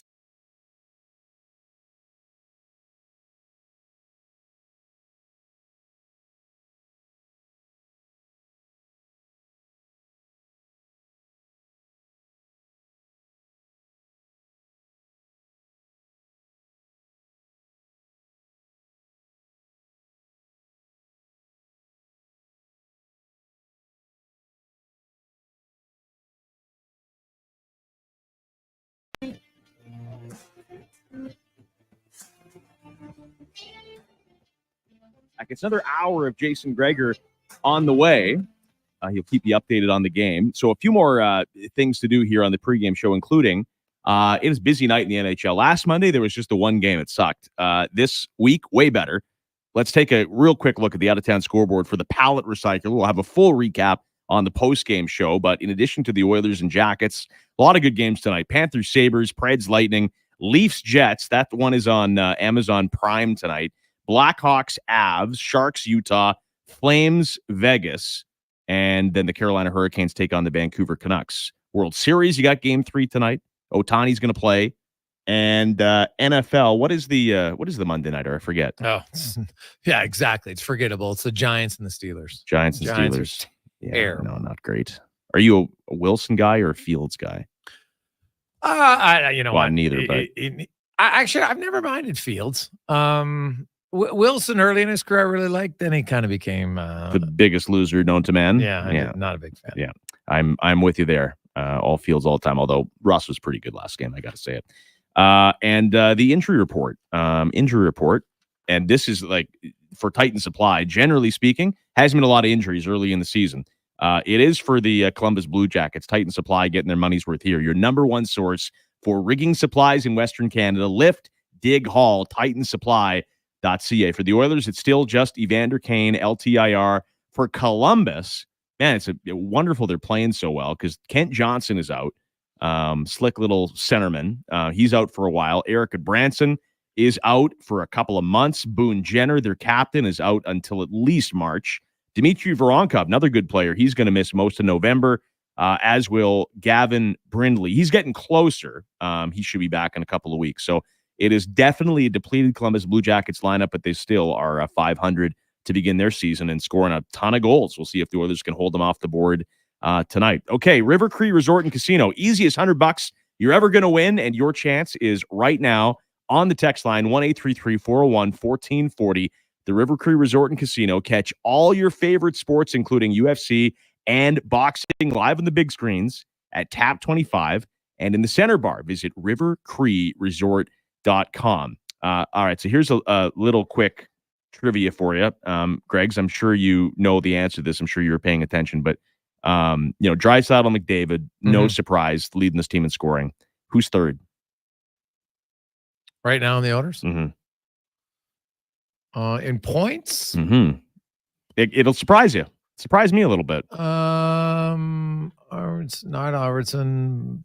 Ekholm. Yeah, Ekholm. Yeah. 7 points in 9 games, very quietly. I mean, we all know how good he is, but a pretty good start to his season. So the Oilers forwards as a whole, other than Draisaitl, have not really scored to begin the year. Everyone knows that. The D is kind of scored, right? Ekholm's got a goal and 7 points. Bouchard, slow start, but he's now up to 3 goals and 6 points in 9 games. Even Kulak had 2 goals 1 game. So here is, for the River Cree Resort and Casino, your over-under question. Does an Oiler defenseman score a goal tonight? So we'll say 0.5 goals from Oilers defensemen. Over or under? Send us a text. We will pick a winner, and we will announce it on the post-game show coming up following the conclusion of Oilers and Blue Jackets. So, a couple more minutes to go before we give you back your microphones for the final hour. What are your final thoughts, Greg's, leading into Oilers Jackets tonight? Well, it's a curious game because it is the Oilers' third game in 4 nights, and historically, you know what, that is a disadvantage. They're also second half of back-to-back. So it's kind of like the worst 3 and 4 nights that you can have. At the same time, they're finally playing well. They got to be excited to just keep it rolling, right? You would think so. Yeah. They've actually, 5 of their last 6 periods, they've utterly dominated. So they've got that going for them. They are a team that's banged up. However, Columbus, in their 7 games, and they're well rested. They've only played 7 games, but they're getting scoring from everybody and guys you wouldn't expect to score from. Now, will that continue? Who knows? But right now, like the Oilers have had 266 shots 5-on-5. They have 14 goals. The Blue Jackets have had 152. They have 22 goals. Like, it's a massive difference. Puck's going in. Right? Columbus is almost scoring. Their shooting percentage is almost 3 times higher. The Oilers are 5.6 and Columbus is 14.7. Like, so to me, I'm like, I know the odds tell us Edmonton's eventually going to score, but the odds don't tell you when they're suddenly going to score. So tonight it's like, I need another good game from Stuart Skinner defensively, because right now the Oilers probably have to allow 2 goals if they want to win a game. Correct. I like the way their game is trending. I don't think tonight is point night. I don't think we're there yet. Yeah. I think if they're going to win tonight, it's going to be another hard-fought 3-2 type of game. I think you're bang on. I'd pick under on Play Alberta, that's for sure. But I think there is going to be a stretch where we see the goals start to come. Just maybe a little hard to come by tonight. Yeah, you're probably right. Have a great rest of the hour. We'll be back, myself, Donovan Paulson, for the postgame show right after. Awesome. We got Kevin Woodley coming up next. Let's get to the Con Man and the Sports 1440 update brought to you by the Alberta GMC dealers, where stop in right now. The Canada-wide clearance is on. You can get a $7,500 cash credit on a 2024 Sierra 1500 Crew Cab Elevation. See more at gmcoffers.ca. Kevin Woodley next. This is a Sports 1440 update. Game day, Oilers in action. They get on the Blue Jackets. Pucks are up a few minutes away. Once this one wraps up, you got Andrew Walker, Donovan Paulson, and Landon Ferraro back for post-game coverage right here on Sports 1440. Elsewhere on the NHL, Panthers are in Buffalo. The Lightning host the Preds. Maple Leafs taking on the Jets. Avs host the Blackhawks. Sharks travel to Utah, taking on the HC. You got the Canucks and the Hurricanes and the Flames in Sin City. Major League Baseball World Series Game 3 goes tonight from the Bronx of the Yankees, looking to make this interesting as they host the Dodgers, trailing 2-0. Walker Buehler gets the call for the Los Angeles Dodgers. Clark Schmidt for the Pinstripes in the NFL. Week 8 wrapping up in Pittsburgh with the Steelers hosting the New York Giants. That gets going at 6:15. And in the association, it is a busy night. 11 games on the schedule. Raptors taking on the Nuggets. Down gets going in about 35 minutes. And you got the Pacers, Magic. The Wizards travel to Atlanta. Celtics hosting the Bucks, Pistons, and Heat. Cavs, Knicks, Grizzlies welcome the Bulls to Memphis. Rockets in San Antonio. Mavs up against the Jazz, Lakers, Suns, and the Kings take on the Trailblazers. Coming up in hour 4 of the Jason Gregor Show, we'll be joined by Kevin Woodley of In Goal Magazine. I'm Connor Halley. This has been a Sports 1440 update. Base on the Weiss Johnson text line, 1-833-401-1440. Weiss Johnson specializes in Train heat pumps, the reliable, cost-effective heating and cooling solution. Train. It's hard to stop a train. With harvest wrapping up, it's time to move on to some other projects around the farm. Flyman rents and sells high-speed tillage equipment. New or used, we have discs and heavy harrows to suit every farm's needs. Have a project that needs to be cleaned up and hauled away? Flyman also sells and rents utility trailers, tilts, dumps, enclosed, even sled decks for this winter. We have what you need to help get the job done. So visit us at Nisku, Fairview, Lethbridge, or Medicine Hat, or online at flyman.com. The zero-turn blowout sales event is on now at the Lawnmower Hospital. Get great savings on all in-stock zero-turn tractors from trusted brands like Toro, Country Clipper, and Hustler Turf. Backpack blowers are in stock for the leaves and fall cleanup. And of course, the snow. Our Toro snow blowers are in stock now too. Be prepared because winter will be here soon. LawnmowerHosp.com. The Lawnmower Hospital. Temperatures are cooling. Leaves are falling. Autumn is officially here. But that also means hockey is back. However, your vehicle will need something much better than pumpkin spice brake pads to get you to the game safely this season. Whether you're hitting the rink or the road, Napa Auto Parts has got all the top quality parts like brakes, batteries, starters, alternators, and more to prepare your vehicle for the cold months ahead. So drop the pumpkin spice and save that for your latte. Visit your local Napa store with over 85 locations in Alberta for all your trusted parts, tools, equipment, and automotive needs. That's Napa know-how. At I Hear Unicare, we're locally owned and locally focused on providing the best hearing care. Book your appointment in Spruce Grove, Stony Plain, St. Albert, or at either of our 2 Edmonton locations. I hear you and I care. At ihearunicare.com. The Pregame Show is brought to you by Cross Mitsubishi. Visit Cross Mitsubishi today and drive your ambition. 9605 34th Ave and crossmitsubishi.ca. If you live or work in the country, you need your water well in top condition. Wash away any doubt with Caliber Drilling. Experts in residential and industrial water well services with over 20 years experience and a team of dedicated journeyman drillers, plumbers, and electrical technicians. Need a new water well or work done on your existing well? Keeping you well maintained and well serviced is their #1 priority. Financing is available. Visit caliberdrilling.com for a complete list of all drilling services or call 780-960-2992. Often when I meet people at a party or I'm hanging out at my favorite restaurants, I'll introduce myself and they'll say, "Oh, you're Grant Fedoruk from Leading Edge Physio. What can I do about this sore knee? It's been bugging me for months." First, I was thinking, when I'm out like this, I should just tweet my location so people know where to come for a consultation. But then I thought, I'm spending all this money on advertising Leading Edge. Maybe you could come by one of our clinics. That's where we have the technology and really smart physiotherapists who can give you all the advice and treatment you need. Have your people call my people, leadingedgephysio.com. Take the pain out of airport parking with Park2Go. Your first-class parking experience. Book self-serve and valet parking and save up to 30%. Book now with promo code RADIOYEG. That's RADIOYEG. We're Johnson, whoa. Looking for a smart alternative to heating and cooling your home? Hi, Dennis from Lease Johnson, your cold climate heat pump specialist. We'll explain how Train heat pumps offer a reliable, cost-effective heating and cooling solution. Order your Train heat pump now and take advantage of the Canada Greener Homes Loan Initiative. Train, it's hard to stop a train.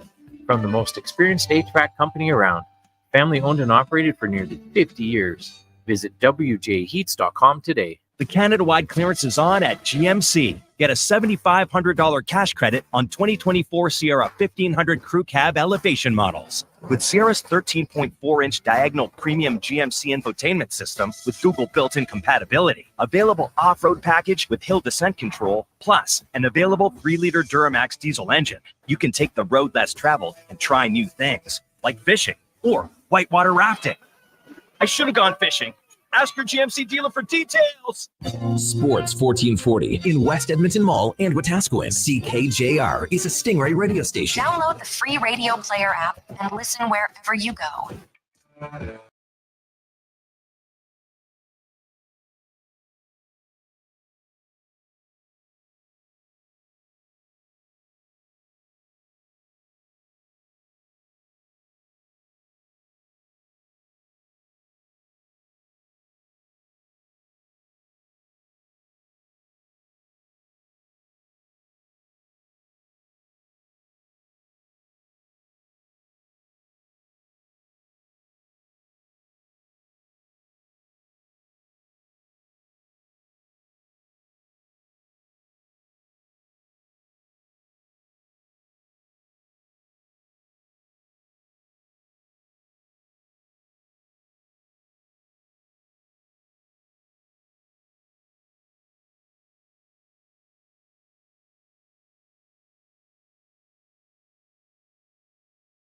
Just after 5 o'clock, Jason Gregor Show on Sports 1440, Oilers Nation YouTube and Facebook and X, as always presented by PlayAlberta.ca, Alberta's only regulated online gambling website where 100% of the revenue stays right here in the province of Alberta. Go to PlayAlberta.ca. And when you go there, use the promo code Gregor50 and you'll get a free $50 play. As it's time to go in the room, brought to you by Action Electrical, where take action on your savings right now. You're looking for solar for either commercial or residential. They'll do both, and they'll get you a great deal at the best possible savings. Go to actionelectrical.net. As we are joined every Monday from In Goal Magazine and NHL.com. Kevin Woodley joins us. Woodley, how you doing, my man?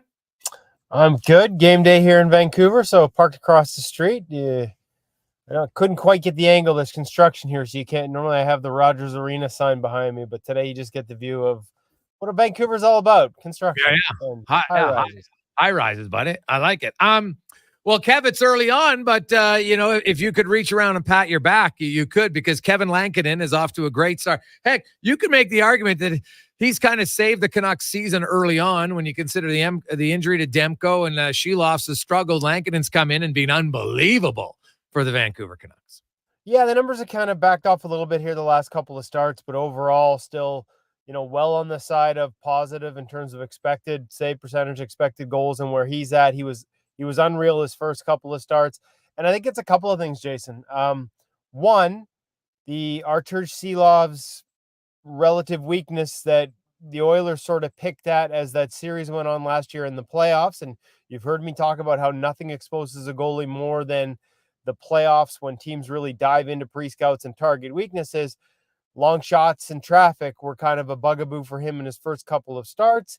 This is a Canucks team that has not been as good defensively.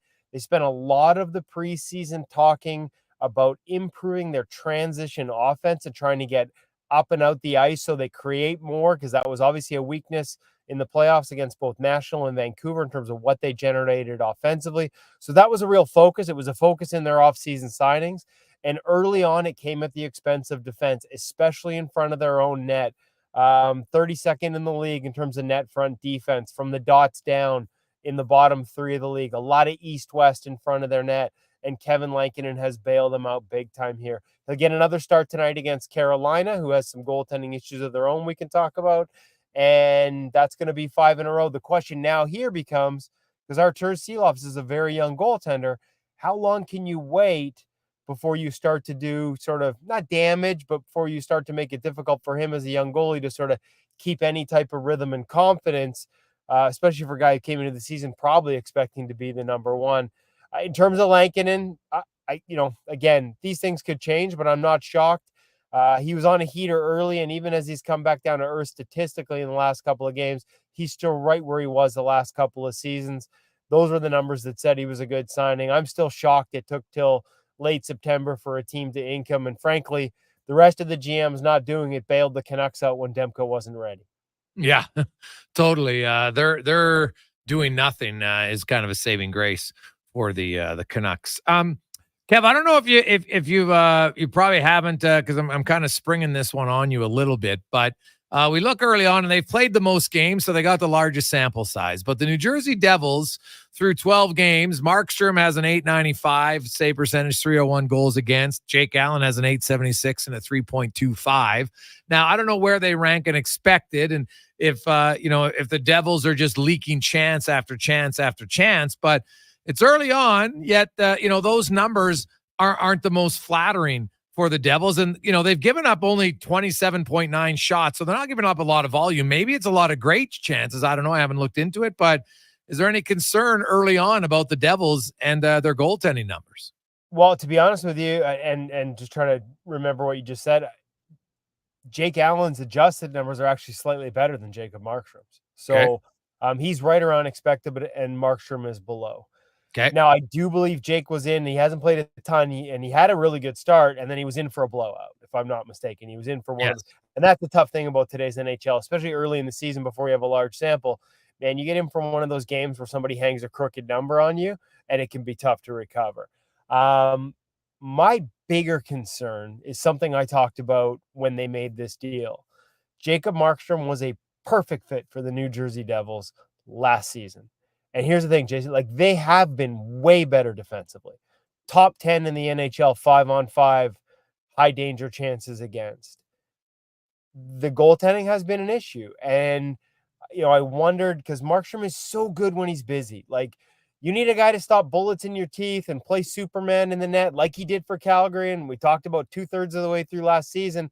He was 10 goals clear at Demko and Hellebuck in terms of the best adjusted numbers in the league, gold save above expected. He was incredible, and he was doing everything for that team, and it was exactly what New Jersey needed. But since they've acquired him, they've changed the coach, and they've become a better defensive team. Top 10, it's not like this is not the 95 Devils, but they're better. And more importantly, as you pointed out, shots, they're not giving up as many. And that's the one thing that sort of other teams discussed when they were talking about, do we go get Jacob Markstrom from Calgary? Are we getting the best out of this guy if we're a good defensive team? And it seems so contradictory to say, a goalie could actually be worse behind a better defensive team. But the reality is Jacob seems to be at his best. High danger stuff, he's one of the best in the league. But there are, his low danger numbers, his low percentage numbers are right around average. They don't jump out. That's where the mistakes get made. That's where the goals go in. And when you're a team that's not keeping him busy, not asking him to make as many of those saves, as odd as that must sound to people listening to it, the reality is you're not necessarily getting the best out of him. Now it's on him to adjust. It's still early in the season. He had runs under Daryl Sutter where he was successful this way. But on a whole in his career, this has kind of been a question mark. And so it's one that bears watching as the season continues for the New Jersey Devils. Can they get the best out of Jacob Markstrom if they're going to actually get better defensively? Yeah. So how can he adjust to that then in your eyes? If you're Jacob Markstrom, Kevin, if is it a focus thing? Why is it that he's just that much better in that style, at that type of goals and that type of shots and that type of volume? It's a really good question, and I'll be honest with you, Jason, I'm not sure I have the answer. And they're actually in town here this week, and it's one thing. It's kind of a tough one to run by a guy. It's a little bit of a loaded question, but I'm hoping to maybe have a bit of that discussion. There are examples throughout sort of the history of the game of guys that just struggle in sort of lower event environments. I mean, right. You remember Curtis Joseph? Oh yeah. I mean, put him on a team where he needed to be the best player on the ice, and he often was. Right. Put him on the Detroit Red Wings. a team that was loaded with Hall of Famers expected to win a cup, and he just wasn't quite the same guy. Yeah. Pekka Rinne in Nashville struggled with this when they went to Peter Laviolette, and the shot totals dropped dramatically. As much as we think of Barry Trotz, the coach before Laviolette, being a good defensive coach, they gave up a lot more. And so they became a shot suppression team under Laviolette, and he struggled mightily. Now, the answer for him was to stay engaged in the game mentally by handling the puck more, and ultimately led to an empty net goal for him late in his career, because he used to go out. I remember talking to goalies around the league, and they actually, like, one goalie, we used to do the Christmas list. Like, if you could take one skill from one NHL goaltender and have it under the tree at Christmas, what would it be? And there's all this, like, this guy's glove hand and Lundqvist this. And one guy said Pekka Rinne's ability to stop pucks behind the net, because he'd slide out in a butterfly to stop a hard rim. Like, he got to everything. It kept him engaged in low shot games. I don't know that that's the answer for Jacob Markstrom. He's already a good, like, decent puck handler, and he gets out there and sets it up, but he's got to find a way to sort of have that same level when he's not busy. And, you know, it might be mental as much as anything else. Tough one to figure out, but obviously one he's going to have to if he's going to have success in New Jersey, because they are now a better team under Sheldon Keefe. Kevin Woodley joins us from In Goal Magazine and NHL.com, talking all things goaltending. You look at, some other numbers early on. Obviously, Hellebuck and Ottinger are both off to exceptional starts. Shesterkin. What about Philip Gustafsson? And his seems like a real bounce back season for him. Yeah, I was going to say, like, and just back to the Carolina thing, the guy who's at the top of the league in adjusted save percentage this year right now is Freddie Anderson, who isn't in the lineup tonight here in Vancouver. Lower body injury, in the words of Rod Middenboer, came out a little gimpy out of the Seattle Kraken game on Saturday, and I don't think it was ideal for him that team's airplane was grounded and they had to bus to Vancouver. So I'm thinking post-game, aging goalie, 3.5 hours in a bus, probably not ideal for Freddie Anderson. They're hoping it's short-term here. He's another guy that started the season on a heater. And you're right, Philip Gustafsson looks like the guy that they had 2 years ago. And so you've heard some of the rumors and some of the rumblings that they were looking to trade him. I know Elliot Friedman at one point reported that they had a deal in place, he thought, for Philip Gustafsson. And just two totally different guys from year one in Minnesota to year two. And the good news for the Wild is he looks like year one guy now. Trying to think of guys that have done that before, where you think it's early in terms of being a starter, and this is just a blip, and 2 out of 3, this is who he is. But I used to think of Craig Anderson. He literally would alternate years where he'd go from being league average to one of the absolute best. And obviously this is way too small a sample to say that's the pattern for Philip Gustafsson. Hopefully it's just him figuring things out, and we'll see more of what they're getting this year, because he was exceptional a couple of years ago. But we'll kind of have to wait and see. Some guys just run hot and cold, and it takes them a while to figure out why. Well, I remember, Jacob Markstrom, you look at some of his numbers from odd to even years there for a while. It was kind of similar. It would be great, and then there'd be a down year, then it'd be great. And maybe not to that extent, but I look at, hey, maybe if you're Minnesota, you hope that you can avoid a trend like that, but I guess you'll take it if it means every second year is a really good year for your team. What about Colorado and Annunen, who's come in, and you know what? They've won 4 in a row. It's not like he's been unreal good. He's been steady, but it's been a big improvement. What do you make of the goaltending there, and how concerned are you about Georgiev? Well, less concerned, because I thought he bounced back nicely in the playoffs after a brutal first game in the Stanley Cup playoffs last year. So we know what he's capable of, right? But the other thing about the playoffs is, much like we talked about with Sheila, like that's where books get written and scouting reports become ingrained around the league. And the Colorado Avalanche have been in the playoffs a couple of years with Georgiev, and I wonder if there's something there in terms of Justus Annunen and the job he's doing. Actually, in some of my sort of off-season conversations, I picked him as sort of one of those young guys that might be ready to, pop. Him and Joel Hofer, who's also had a really good start to the season, because their underlying numbers last year were exceptional. The one caveat with Annunen is they really didn't put him in any tough situations. Yes, he had really good adjusted save percentage, but it was based on a really high expected number. In other words, they seemed to cherry pick the starts, whether it was the team playing well in front of him or them picking games against weaker opponents where they knew that would be the case. The expected was one of the highest in the league. And so that's what I didn't know. Could he maintain that level of play when the environment got tougher? And to your point, it hasn't been like the toughest in the league since he's gotten in the net, but so far he's holding water. So there were signs, and I know they were big on him. I talk about Prosvetev and the fact that they walked from him. He's in Russia now. He had some really good numbers for them in a small sample size adjusted wise. And they were so big on Annunen that they just moved him right up into this role. They got Kaapo Kähkönen, so there's 3 goalies there. With Annunen running, I'm curious to see where they go with Georgiev. We saw the Pittsburgh Penguins send Tristan Jarry to the American League on a conditioning stint. We saw Samsonov have that happen with Toronto last year. Didn't play in the AHL, but just maybe it's time. Maybe you just hit a reset button. You give him a break like those 2 teams did with their goalies, and maybe it will pay off. Don't know if that's the way they'll go, but with 3 guys there, Annunen running good, if Kähkönen gets off to a good start, really fascinated to see what the Avalanche. I believe in Georgiev. I believe he's capable, but obviously, it's been a while now. It just can't seem to find any consistency. What do you make of Tristan Jarry? Well, I mean, I think we talked about this last week a little bit, so if I'm repeating myself, I apologize. I don't think his game is that far off. Okay. And when I watch the Pittsburgh Penguins, I can point out a couple of defensemen who should probably go to Wilkes-Barre to rediscover their game. They are hot garbage defensively, Jason. Yeah. Like it's really easy to pick on the goalies right now. And what's Jarry? Jarry's got an 836, so I get it. You know what his expected save percentage in his start so far is? 832.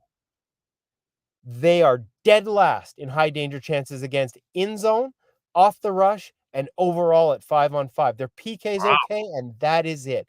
They are brutal defensively. You saw it in Edmonton, the 50-shot night. Blomqvist held them in for a while. That's not their worst defensive game. Their opener of the season against the Rangers, they had something like 17 high danger chances against and 7.24 expected goals against. Jarry let in 6 and was better than expected. I'm not saying the goalies have been great, but they are not the key problem. Nedeljkovic gave up 4 in a 6-minute span, including 3 in 65 seconds here. Said after the game that he felt good about his game, and the numbers bore it out. So again, this is a team they're not playing Mike Sullivan hockey. They're giving up all kinds of odd man rushes and wide open looks, and it's just, as a goalie, 832 is an almost I can almost not even comprehend that environment and how much guessing you must have to do because guys aren't doing what they're supposed to do. And so I'm not totally bailing the goalies out here, but man, if something doesn't change defensively with that team, I don't know that anybody's going to save them. They could put all 3 goalies in net and the puck would still find a way in.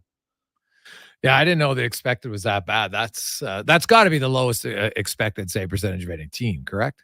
Well, I mean, no, the expected, sorry, that's for Tristan Jarry alone. And that's the interesting thing is, Blomqvist is 876 and Nedeljkovic is in the 860s, I think 863 after the Vancouver game. So none of that's good. That's all way below league average. Yeah, way below. But 832 is 40 points below Blomqvist and 50 plus points below the league average. And the best example I can give you, because people are it is a small sample, but people are the goalie's got to make some saves. And Blomqvist has, but he's still 40 plus points better in environment expected save percentage.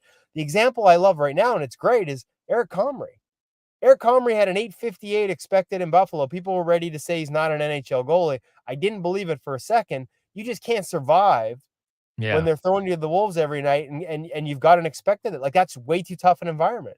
Right. You put him back in Winnipeg where he's comfortable and it's a better defensive environment, and he looks just fine winning his first 2 games of the season. So sometimes I talk about goaltending never existing in a vacuum. And on the extreme examples, I think that's where it holds true the most. And the Pittsburgh Penguins, much like the Buffalo Sabres for Eric Comrie right now, are the most extreme example. And frankly, in Jarry's case, one of the most extreme I've seen in a while. So I watched some of, I don't think he's that far off. So if they can get him that reset in Wilkes-Barre, get him back up, and hopefully get a team that actually defends, I think you'll see better results. Kevin Woodley from InGo Magazine and NHL.com joins us. Kev, what do you, it's super early on, but you look at the Canadian goaltending position for the Olympics and, some people have Montembeault, they'll say Connor Ingram, Stuart Skinner, Aiden Hill, Jordan Binnington are the 5. Is there anybody else you think that creeps into that conversation? And then conversely, it's super uber early, but they got to make this decision here in about 5 weeks. Is Binnington still your choice, or do you have somebody else? Unless his performance at the World Championship last year changed minds, he's definitely on my list. Like, he's one of them, right? Like, and you correct me and I'll be honest with you. Maybe it's the Four Nations nature of it, and the fact it's not a full, like, do they need to, like, firmly name all three or just one at that point in 5 weeks? I think you got to name your roster, which means there's injuries. So there's the advantage. You can just name three, but you don't have to name who your starter is. So Binnington's on my list because he's been consistently good for years. There are ups and downs, as all goalies have, but he's a guy who's outperformed his environment by one of the biggest margins amongst the Canadian goaltenders. Beyond that, and this is the hard part, because when you name your roster to when the tournament plays, like, you're thinking hot hand a little bit. Like, honestly, Joel Hofer got off to a great start. I'd be considering him. You just go with the St. Louis tandem. Stuart Skinner had a nice game the other night. We know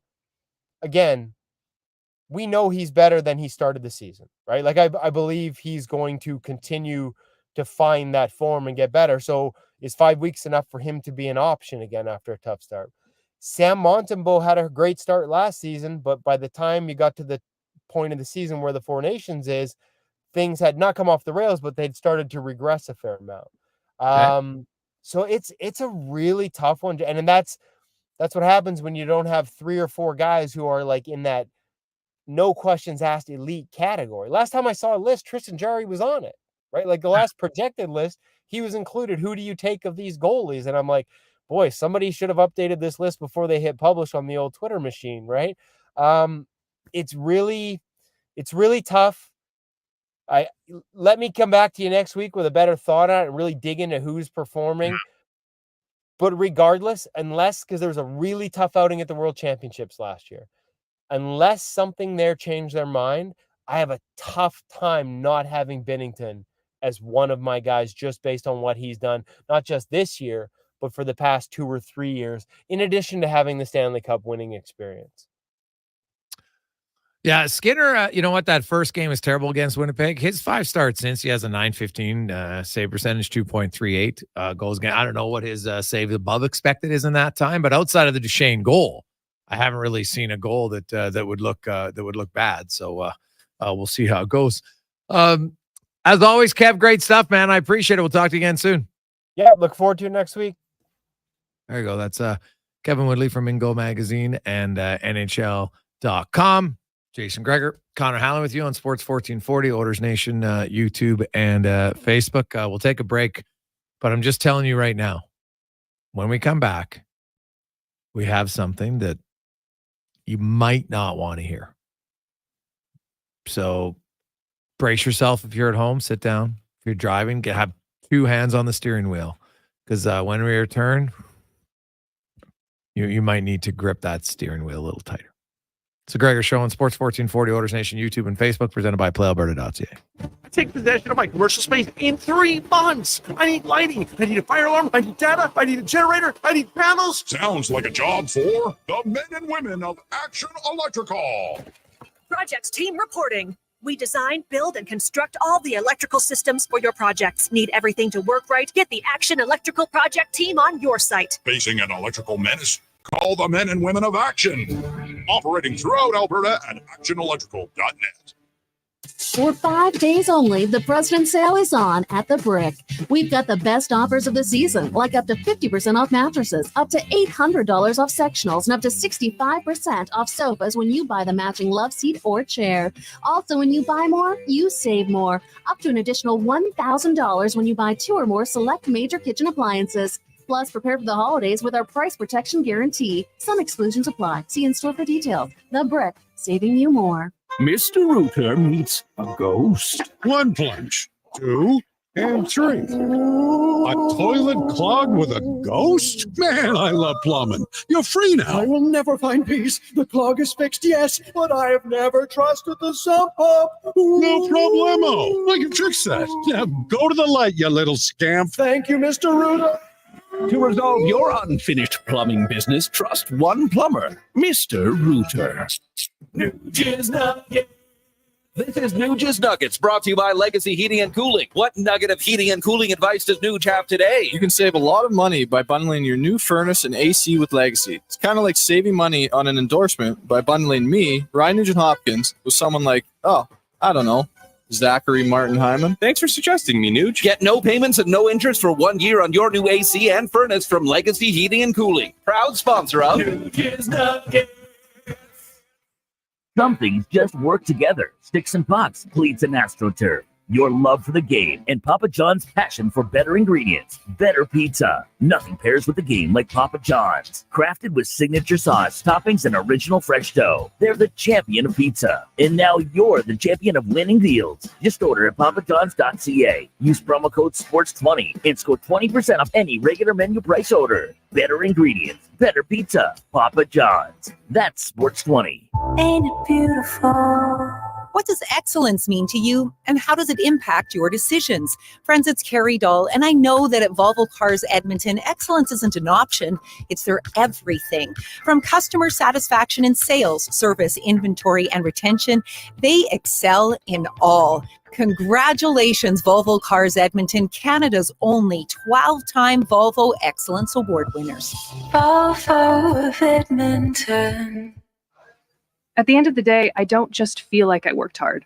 I can see my hard work with my own eyes. At the end of the day, I come home to my own place. At the end of the day, I know I'm making a difference in my community. At the end of the day, I grab a bite with my coworkers, or as I like to call them, my friends. At the end of the day, I wouldn't trade a career in the trades for anything.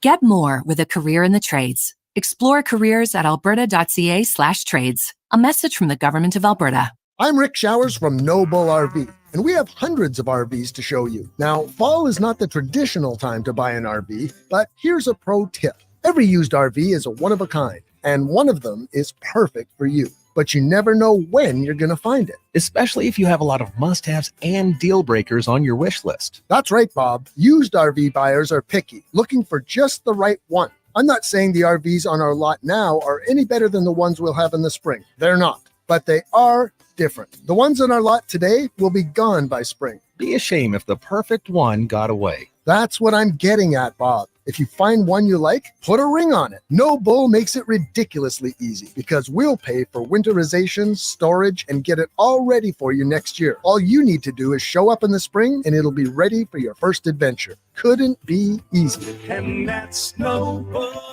Bull. NobleRV.ca. I couldn't ignore it. Everyone kept saying, "You look so tired." Are you getting enough sleep, dear? Hon, you look like you need some rest. But I'm not tired. .ca. Now, Nick, welcome to the show, man. How you doing? You don't have to. I'm doing well, man. Thank you for the introduction and thank you for having me. Hey, well, I appreciate that. Those are some Don't worry. We won't drastically change huge how you look. But we numbers will in a rookie's.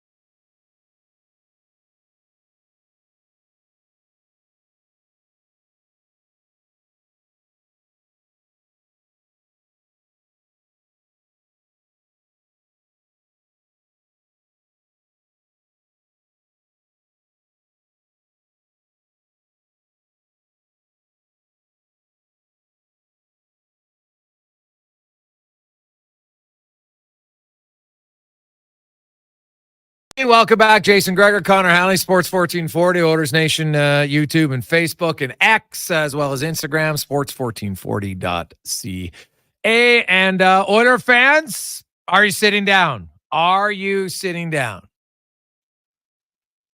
Not good news in Columbus on many fronts. Oilers trail 2-0. But that's not even the worst news if you're an Oiler fan.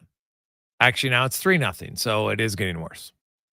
But Connor McDavid on his first shift went down the right wing, stepped on a stick, got tripped, either one. slid into the corner, got up, then looked to skate back back into the play, took 2 strides, right to the bench. And when you watch the replay, I'm no doctor, and I'm not going to pretend to play one on radio, but, that looks like a tweaked groin or something, which would be awful for McDavid. So you can watch the replay yourself, but it's going from bad to worse in Columbus, where the Oilers, they can't win. And they hadn't won since 2019. McDavid's not coming back in the game. He is done for the night. That is for sure. So what is that? From bad to terrible for Edmonton? Trail 3-0, and McDavid is not coming back. He's done for the night, injured. So now maybe it's just precautionary for a game, but we'll see. That could be less than ideal for the Edmonton Oilers for sure. So for a team that can't score already, now you're going to take McDavid out of the lineup. Yowza. We'll see. Their next game is Nashville. Now, earlier we spoke to Nick Anderson from the Elks, and really good conversation just about schooling and learning the game and many other things. I want you to listen in. Here's Nick Anderson just talking about the CFL. Those are some huge numbers in a rookie season, Nick. I'm always interested when guys come up to the CFL for the first time. How much CFL had you watched prior to coming here, and how confident were you that you could succeed in this league? Oh man, my first CFL game that I watched was a highlight video on YouTube from when the Elks played Saskatchewan last year, and it probably was about 2 to 3 weeks before I reported for training camp. So I wasn't too much familiar with the CFL. I knew about it. I knew that the league was up here, but wasn't very much educated on it, man. But when I say it's been a true blessing to come up here, man, it's a lot of talent up here. A lot of talent from, guys that have played in other leagues to homegrown talent with Canadian players. The CFL is very much slept on, and just coming up here and being a part of it has been a true blessing, and I'm so appreciative of this league. It's interesting. I've seen so many players I talk to, that have come from the NFL. Like, they're like, man, like the line is a lot thinner than people think about some of the guys who can play here. Now, there's obviously certain body types and sizes where they benefit more in the CFL from the NFL and vice versa. No question. But since you've come up here, Nick, like, you know what, you're kind of like a bowling ball as a middle linebacker, short, quick, fast, very physical. And, I don't know how much you've looked at the history of linebackers in Edmonton, but there's some great linebackers over the years, and you kind of fit that build somewhat. Do you feel that, your style, your speed, your size, though, now that you've got almost a year under your belt, really fits into how the league is going? Most definitely, man. I mean, coming to the league, I had always played Mike linebacker. I played a little will, here and there due to injuries when I was in college. But for the most part, I was the Mike linebacker, the run stopper, the play caller. That was me. That was my game. So to come up here and have to be able to adapt to being, more of a pass defender, playing in more space, with playing on a bigger field, just getting adjusted, I feel like it has helped my game so much, especially playing will linebacker. In our defense, they ask a lot of the will. Sometimes I have to cover the half field. Sometimes I'm in the post. Sometimes I'm in man on a slot receiver. And so it definitely took some adjusting, but I feel like it made me such a more athletic and more defined player by coming up here and really just, attacking it and adding things to my tool belt. Well, I think that's great because you mentioned being the middle linebacker. Obviously, you had to cover, but not nearly as much. And you've made it, I'm not going to say easy because that's disrespecting it, but how did you work on it where you're like, okay, you know what? Like, I can cover? Man, it took some time. And I say this all the time, I'm a big criticizer of myself and my game. Starting in the beginning of the season, it was kind of tough in the passing game. Like I said, I always been a great run defender, but the first 4 games, I was being attacked a lot. I was one of the only rookies on the starting defense. And so, they came out and they schemed and came at the rookie. So I really challenged myself after the first bye week to really get better in my pass coverage. And coming after the bye week, I just got better and better. And each week I would sit down and watch the film and see how I was being attacked and just really try to get better as the season went ahead. And, that's really just my mentality. Always trying to get better, always trying to improve my game. And it's been a blessing, man. It really has. You played both ways in high school like a lot of football guys, and no surprise, I think, for any of our listeners, you were running back as well as a linebacker. Do you miss carrying the rock? I really do. Actually, I talked to Coach J-Jack today, and I talked to him today and asked him, could I get a carry on Friday? And he told me, we're gonna try to see how the game goes. But I definitely miss being on the offensive side of the ball. I don't miss, getting hit. I'd rather, do the hitting than getting hit. But I always say, my career would have been, who knows what my career would have been if I had stayed on the offensive side of the ball. But I'm blessed, man. I'm balling at linebacker. I love, the physicality that I'm able to have in my games. I love the level of instincts that I'm able to really assess out there on the field. I just feel, every time I step on there, I can really excel at my position being on the defense side of the ball. But I do have my moments where I miss being on offense. Well, get a few more interceptions, then you can carry the rock, right? I guess that's the key. Yeah, most definitely, man. I need another one. I really do.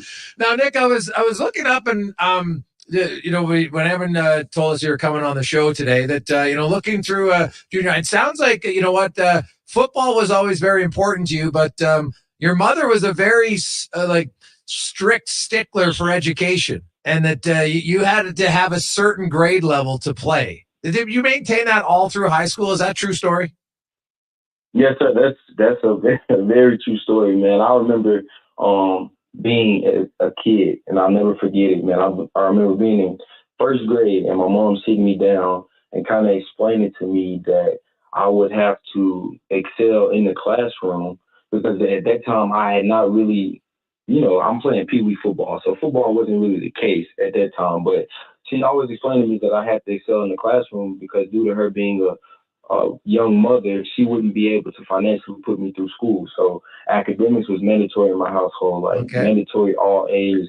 And I was able to do that, all the way through elementary, all the way through middle school. And then I got to my freshman year, my first year of high school, and was slacking up one semester and got a B in Spanish. And so after I got the B in Spanish, I think it was an 87, 3 points from an A. I went to the teacher and I was like, man, what can I do? I don't want to find out what my mom was going to do to me. This is my first B. And the teacher was looking at me perplexed. She was like, you have a B, you're passing my class, you're doing, fairly well, considering it's a foreign language compared to other students. And I was like, I understand that, but what you don't understand is I have never made a B. So I don't want to find out what's going to happen when I go home. So the teacher let me come out to school and do some extra credit work. And so I came out of school, did the extra credit, and she boosted me up from an 87 to a 90. And so I got home, I thought things were in the clear, not knowing that my mom had already checked my grades. So my mom ended up coming to the school about a week later and meeting with the teacher, her and my dad at the time. They met with the teacher, and my mom asked the teacher to change it back. And the teacher was kind of confused why it was such a big deal at the time. But my mom was like, 87 is what he earned, 87 is what he's going to keep. And so she ended up changing the grade back, and I was taken off the football team for the remainder of that year. Had to come back during the summer and work my way back. I was supposed to start the next year, didn't end up starting, had to work my way back playing special teams and doing what I can with the defensive snaps that I was getting the next season. And at the time, I was really, really upset with my mom. I really was upset because I'm looking at the fact that all my classmates are taking home B's and A's and sometimes C's, and wondering why I have to be held to that level and that standard. But I'm so grateful for my mom looking back, because he truly taught me the importance of, one, academics. I ended up graduating number 3 in my class out of high school, ended up testing well and being able to go to Tulane University, which I played collegiate ball, and graduated cum laude from Tulane University.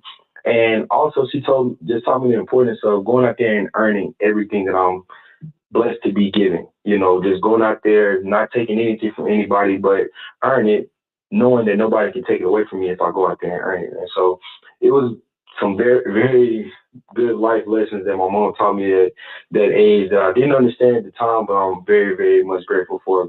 And academics is like you said, it's always been my thing, always been my number one aside from God and family is, handling my academics because it's going to carry me whenever I hang up the cleats. Nick Anderson, linebacker for the Elks, joins. That's fantastic, Nick. And you know what? There's probably a lot of parents out there like, I'm going to have to follow in his footsteps on that one. That's pretty good. So when you went to Tulane, what did you take in school and what kind of interests you academically?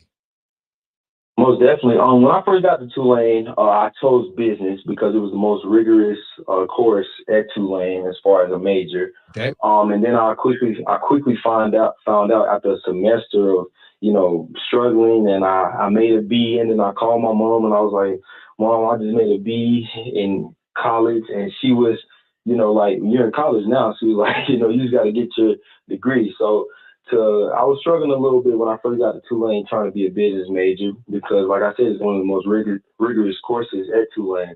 So I changed my major. My grandfather was a politician, still is. He served for the House of Representatives in Mississippi for about 23 years, and now he's the current mayor of my hometown in Vicksburg. And so politics was kind of always the family traded. And I knew I didn't want to be a politician. I knew that wasn't my route. But I wanted to find something because it had always been my interest. Okay. And so I decided to go with Homeland Security. That's what I majored in. And then for my double minor, I chose health and wellness because of my wanting to be a physical therapist and interest in that with athletic training and things like that. And then my other minor, it was health and wellness and sociology because I've always been curious about, people, been always curious about how I can help people, how I can help in the community. And so I really just chose my major based on my interests and things like that and ended up graduating cum laude from Tulane. Wow, that's so when you're done playing football in a decade, because you're a young man at only 24 years of age, so you could play for a long time. Do you know what you want to do post-football yet? Do you plan on, I know some guys, they dabble in it a little bit in the off season. What's your plans away from football? Just overall finding something that I can do to inspire and help people. That's my biggest thing. That's what drives me. And, they always say that if you find something that you're passionate about, then you never work a day in your life. And I know that the passion that football brings me is because of the impact that I'm able to make with my play and something that I love to do. So my career after football is definitely going to be something that I can impact people because it's something that I really care about. I really care about, making people feel good and just, being the guy that people can lean on, people can come to when they need support. So I'm not 100% sure on the specific route that I may take, but it's going to be something that I can help people in any way that I can. Nick Anderson joins us, linebacker of the Elks. Nick, we'll get back. You can go to our podcast, Jason Gregor Show, or jasongregor.com, and each individual interview is there. Once again, the big story tonight, Connor McDavid on his first shift got tripped up, stepped on a stick, however you want to word it. Then he fell, as he fell, then his left foot came underneath him and slammed directly into the boards. He slid in the corner. He got up. He took 2 strides and then didn't put any weight on his left foot and went to the dressing room and has not returned. It's a lower body injury, and he is out. The Oilers are trailing 3-0, so going from bad to worse for the Oilers in the first period in Columbus. And obviously that'll be the story to watch is Connor McDavid and what happens with his injury short term. You hope for a team that can't score to lose their best offensive player. That's not ideal. So some guys are got to step up. That's how it goes, man. Got to step up. McDavid missed a few games early last year. Obviously, best case scenario for Edmonton is he only misses a few games of the remainder of the road trip. Or I guess best case is he's ready for Thursday. We'll see. But we'll come back, wrap things up on the Jason Gregor Show on Sports 1440, Oilers Nation, YouTube, and Facebook. Hockey is back, and Play Alberta, Alberta's #1 sportsbook and official partner of the Edmonton Oilers, has you covered with bigger offers, boosted odds, live betting, player props, and more. New to Play Alberta, new players now receive $200 in free bets just for signing up. You already play? Get a $10 free bet for every $100 you bet every week all season long. Visit playalberta.ca and make your picks today. Bonus terms and conditions apply. The Junior Prospects Hockey League would like to congratulate its athletes for competing in the BCHL Showcase in Chilliwack. Liam, you left circle hold, shoot, scores! The 18U division put on a show in front of BCHL, NCAA, and NHL scouts, and proudly represented the league as they continue to develop as players and people. Thanks to the groundbreaking Universal Affiliation Agreement, unsigned JPHL players can suit up for multiple BCHL teams in the same season. Next up is the JPHL's Winter Championships in December. The locks are on a timer. They're going to get out. Sounds like a job for the men and women of Action Electrical. Service team reporting. With the remarkable reach of our bucket trucks and other equipment, we assess, service, and maintain your electrical lighting and automation systems. Facing an electrical menace? Call the men and women of Action. Operating throughout Alberta at actionelectrical.net. Some things just work together. Sticks and pucks, cleats and AstroTurf. Your love for the game and Papa John's passion for better ingredients, better pizza. Nothing pairs with the game like Papa John's. Crafted with signature sauce, toppings, and original fresh dough. They're the champion of pizza. And now you're the champion of winning deals. Just order at papajohns.ca. Use promo code SPORTS20 and score 20% off any regular menu price order. Better ingredients, better pizza. Papa John's. That's SPORTS20. The Canada-wide clearance is on at GMC. Get a $7,500 cash credit on 2024 Sierra 1500 Crew Cab elevation models. With Sierra's 13.4-inch diagonal premium GMC infotainment system with Google built-in compatibility, available off-road package with hill descent control, plus an available 3-liter Duramax diesel engine, you can take the road less traveled and try new things, like fishing or whitewater rafting. I should have gone fishing. Ask your GMC dealer for details. Wow, get ready for a silly hockey fans. Your partner in power just skated onto the ice. EWEL.ca, the new e-commerce website for electrical wholesalers Edmonton, is ready for the power play 24/7, 365. UL skates to where the puck will be in 5 years. Now that's forward thinking. Killer selection, slamming products from the best brands, and legendary service. Don't sit on the bench. Get your account today at EWEL.ca and win that project. Plug into your partner in power. Get an EWEL.ca account today. For 5 days only, the President's Sale is on at the Brick. We've got the best offers of the season, like up to 50% off mattresses, up to $800 off sectionals, and up to 65% off sofas when you buy the matching love seater chair. Also, when you buy more, you save more, up to an additional $1,000 when you buy 2 or more select major kitchen appliances. Plus, prepare for the holidays with our price protection guarantee. Some exclusions apply. See in-store for details. The Brick, saving you more. Ain't it beautiful? The inventory is unprecedented. Volvo Cars Edmonton is proud to boast an amazing selection of in-stock Volvo XC40s, 60s, and 90s. Visit Volvo Cars Edmonton today and experience the exemplary service you've come to expect and the affordable luxury only found with Volvo Cars Edmonton, Canada's only 12-time Volvo Excellence Award winners. Experience the difference. Volvo of Edmonton. Portions of this hour brought to you by On the Rocks. Whichever you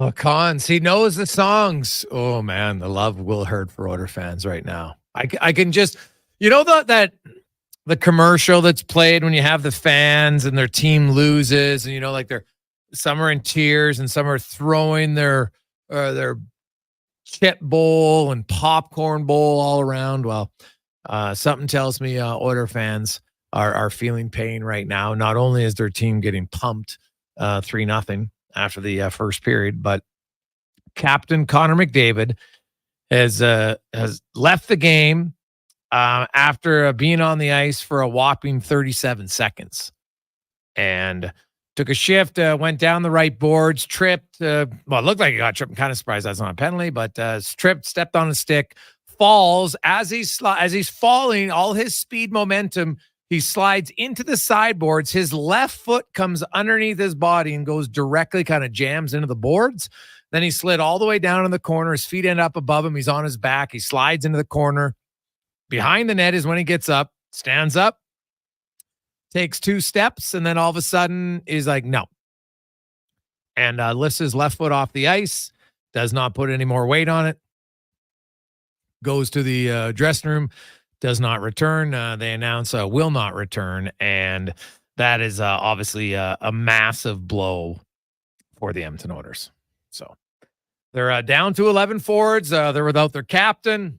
They're going to have to score 4 goals to win the game, and that's being a challenge. I guess the highlight of the first period was that the Oilers were 61% of the faceoffs, but that's about it. They went 0 for 2 on the power play, and Columbus went 1 for 2, so kind of fitting. The Oilers did have a 5-on-3 for basically a minute, and were unable. Not a minute. Probably like 40 seconds, and we're unable to get a goal on that. And away you go. So Columbus, man, we talked about it earlier, Connor. There's, for some reason, some places just they don't work, and for the Edmonton Oilers in Columbus, does not work for them right now. And we'll find out what they're made of. We'll find out what they're made of if their captain's out for an extended period of time. What's the message, Gregor, if you're Coach Knobloch here?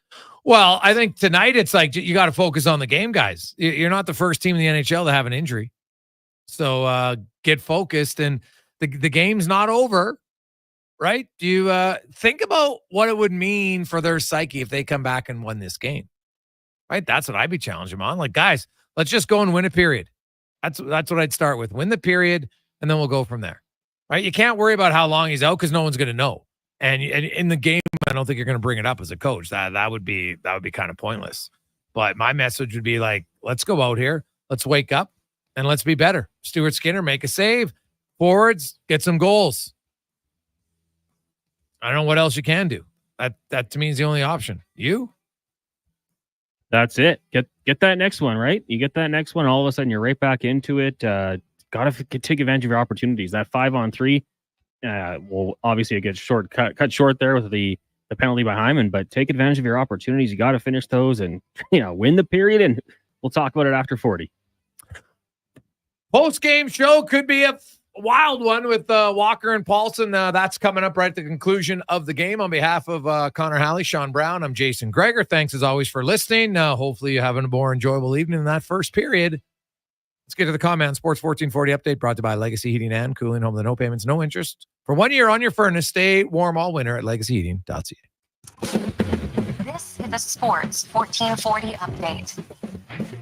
Not an ideal start for the Edmonton Oilers. They're down 3-0 after 20 minutes out in Columbus, and captain Connor McDavid left the game and will not return. He was stripped, went into the boards. Just 37 seconds of ice time for McDavid in this one. Once this game does wrap up, we got post-game coverage. Andrew Walker and Donovan Paulson back here on Sports 1440. Elsewhere around the NHL, Panthers have a 2-0 lead over the Sabres after 20 midway through the first couple games going. Both scoreless. Lightning, Preds, and Maple Leafs and Jets. Later tonight, Avs will host the Blackhawks. You've got the Sharks in Utah, Canucks host the Hurricanes, and the Flames taking on the Golden Knights. Game 3 of the World Series gets going in about 10 minutes' time as the Yankees host the Dodgers. Dodgers lead that series 2-0. Walker Buehler gets to start for Los Angeles. The Yankees countering with Clark Schmidt. In the NFL, at 6:15, you got the Giants and the Steelers to wrap up Week 8. And in the association, it is a busy evening right now. First quarter, Raptors trail the Nuggets 20-19. You've also got the Magic up on the Pacers 54-46. Bucks have a 1-point lead. It's early, 15-14 over the Celtics in the first quarter. Later tonight, Bulls and Grizz. Spurs host the Rockets. The Jazz taking on the Mavericks. Suns welcome LeBron and the Lakers to Phoenix. And you have the Trailblazers taking on the Kings. That'll do it for the Jason Gregor Show. Coming up next, we've got Fox Sports Radio, and tomorrow morning, Kevin Carius, Brandon Douglas back at 7 a.m. with local coverage. I'm Connor Halley. This has been a Sports 1440 update. Sports 1440, a Stingray radio station, broadcasting on Treaty 6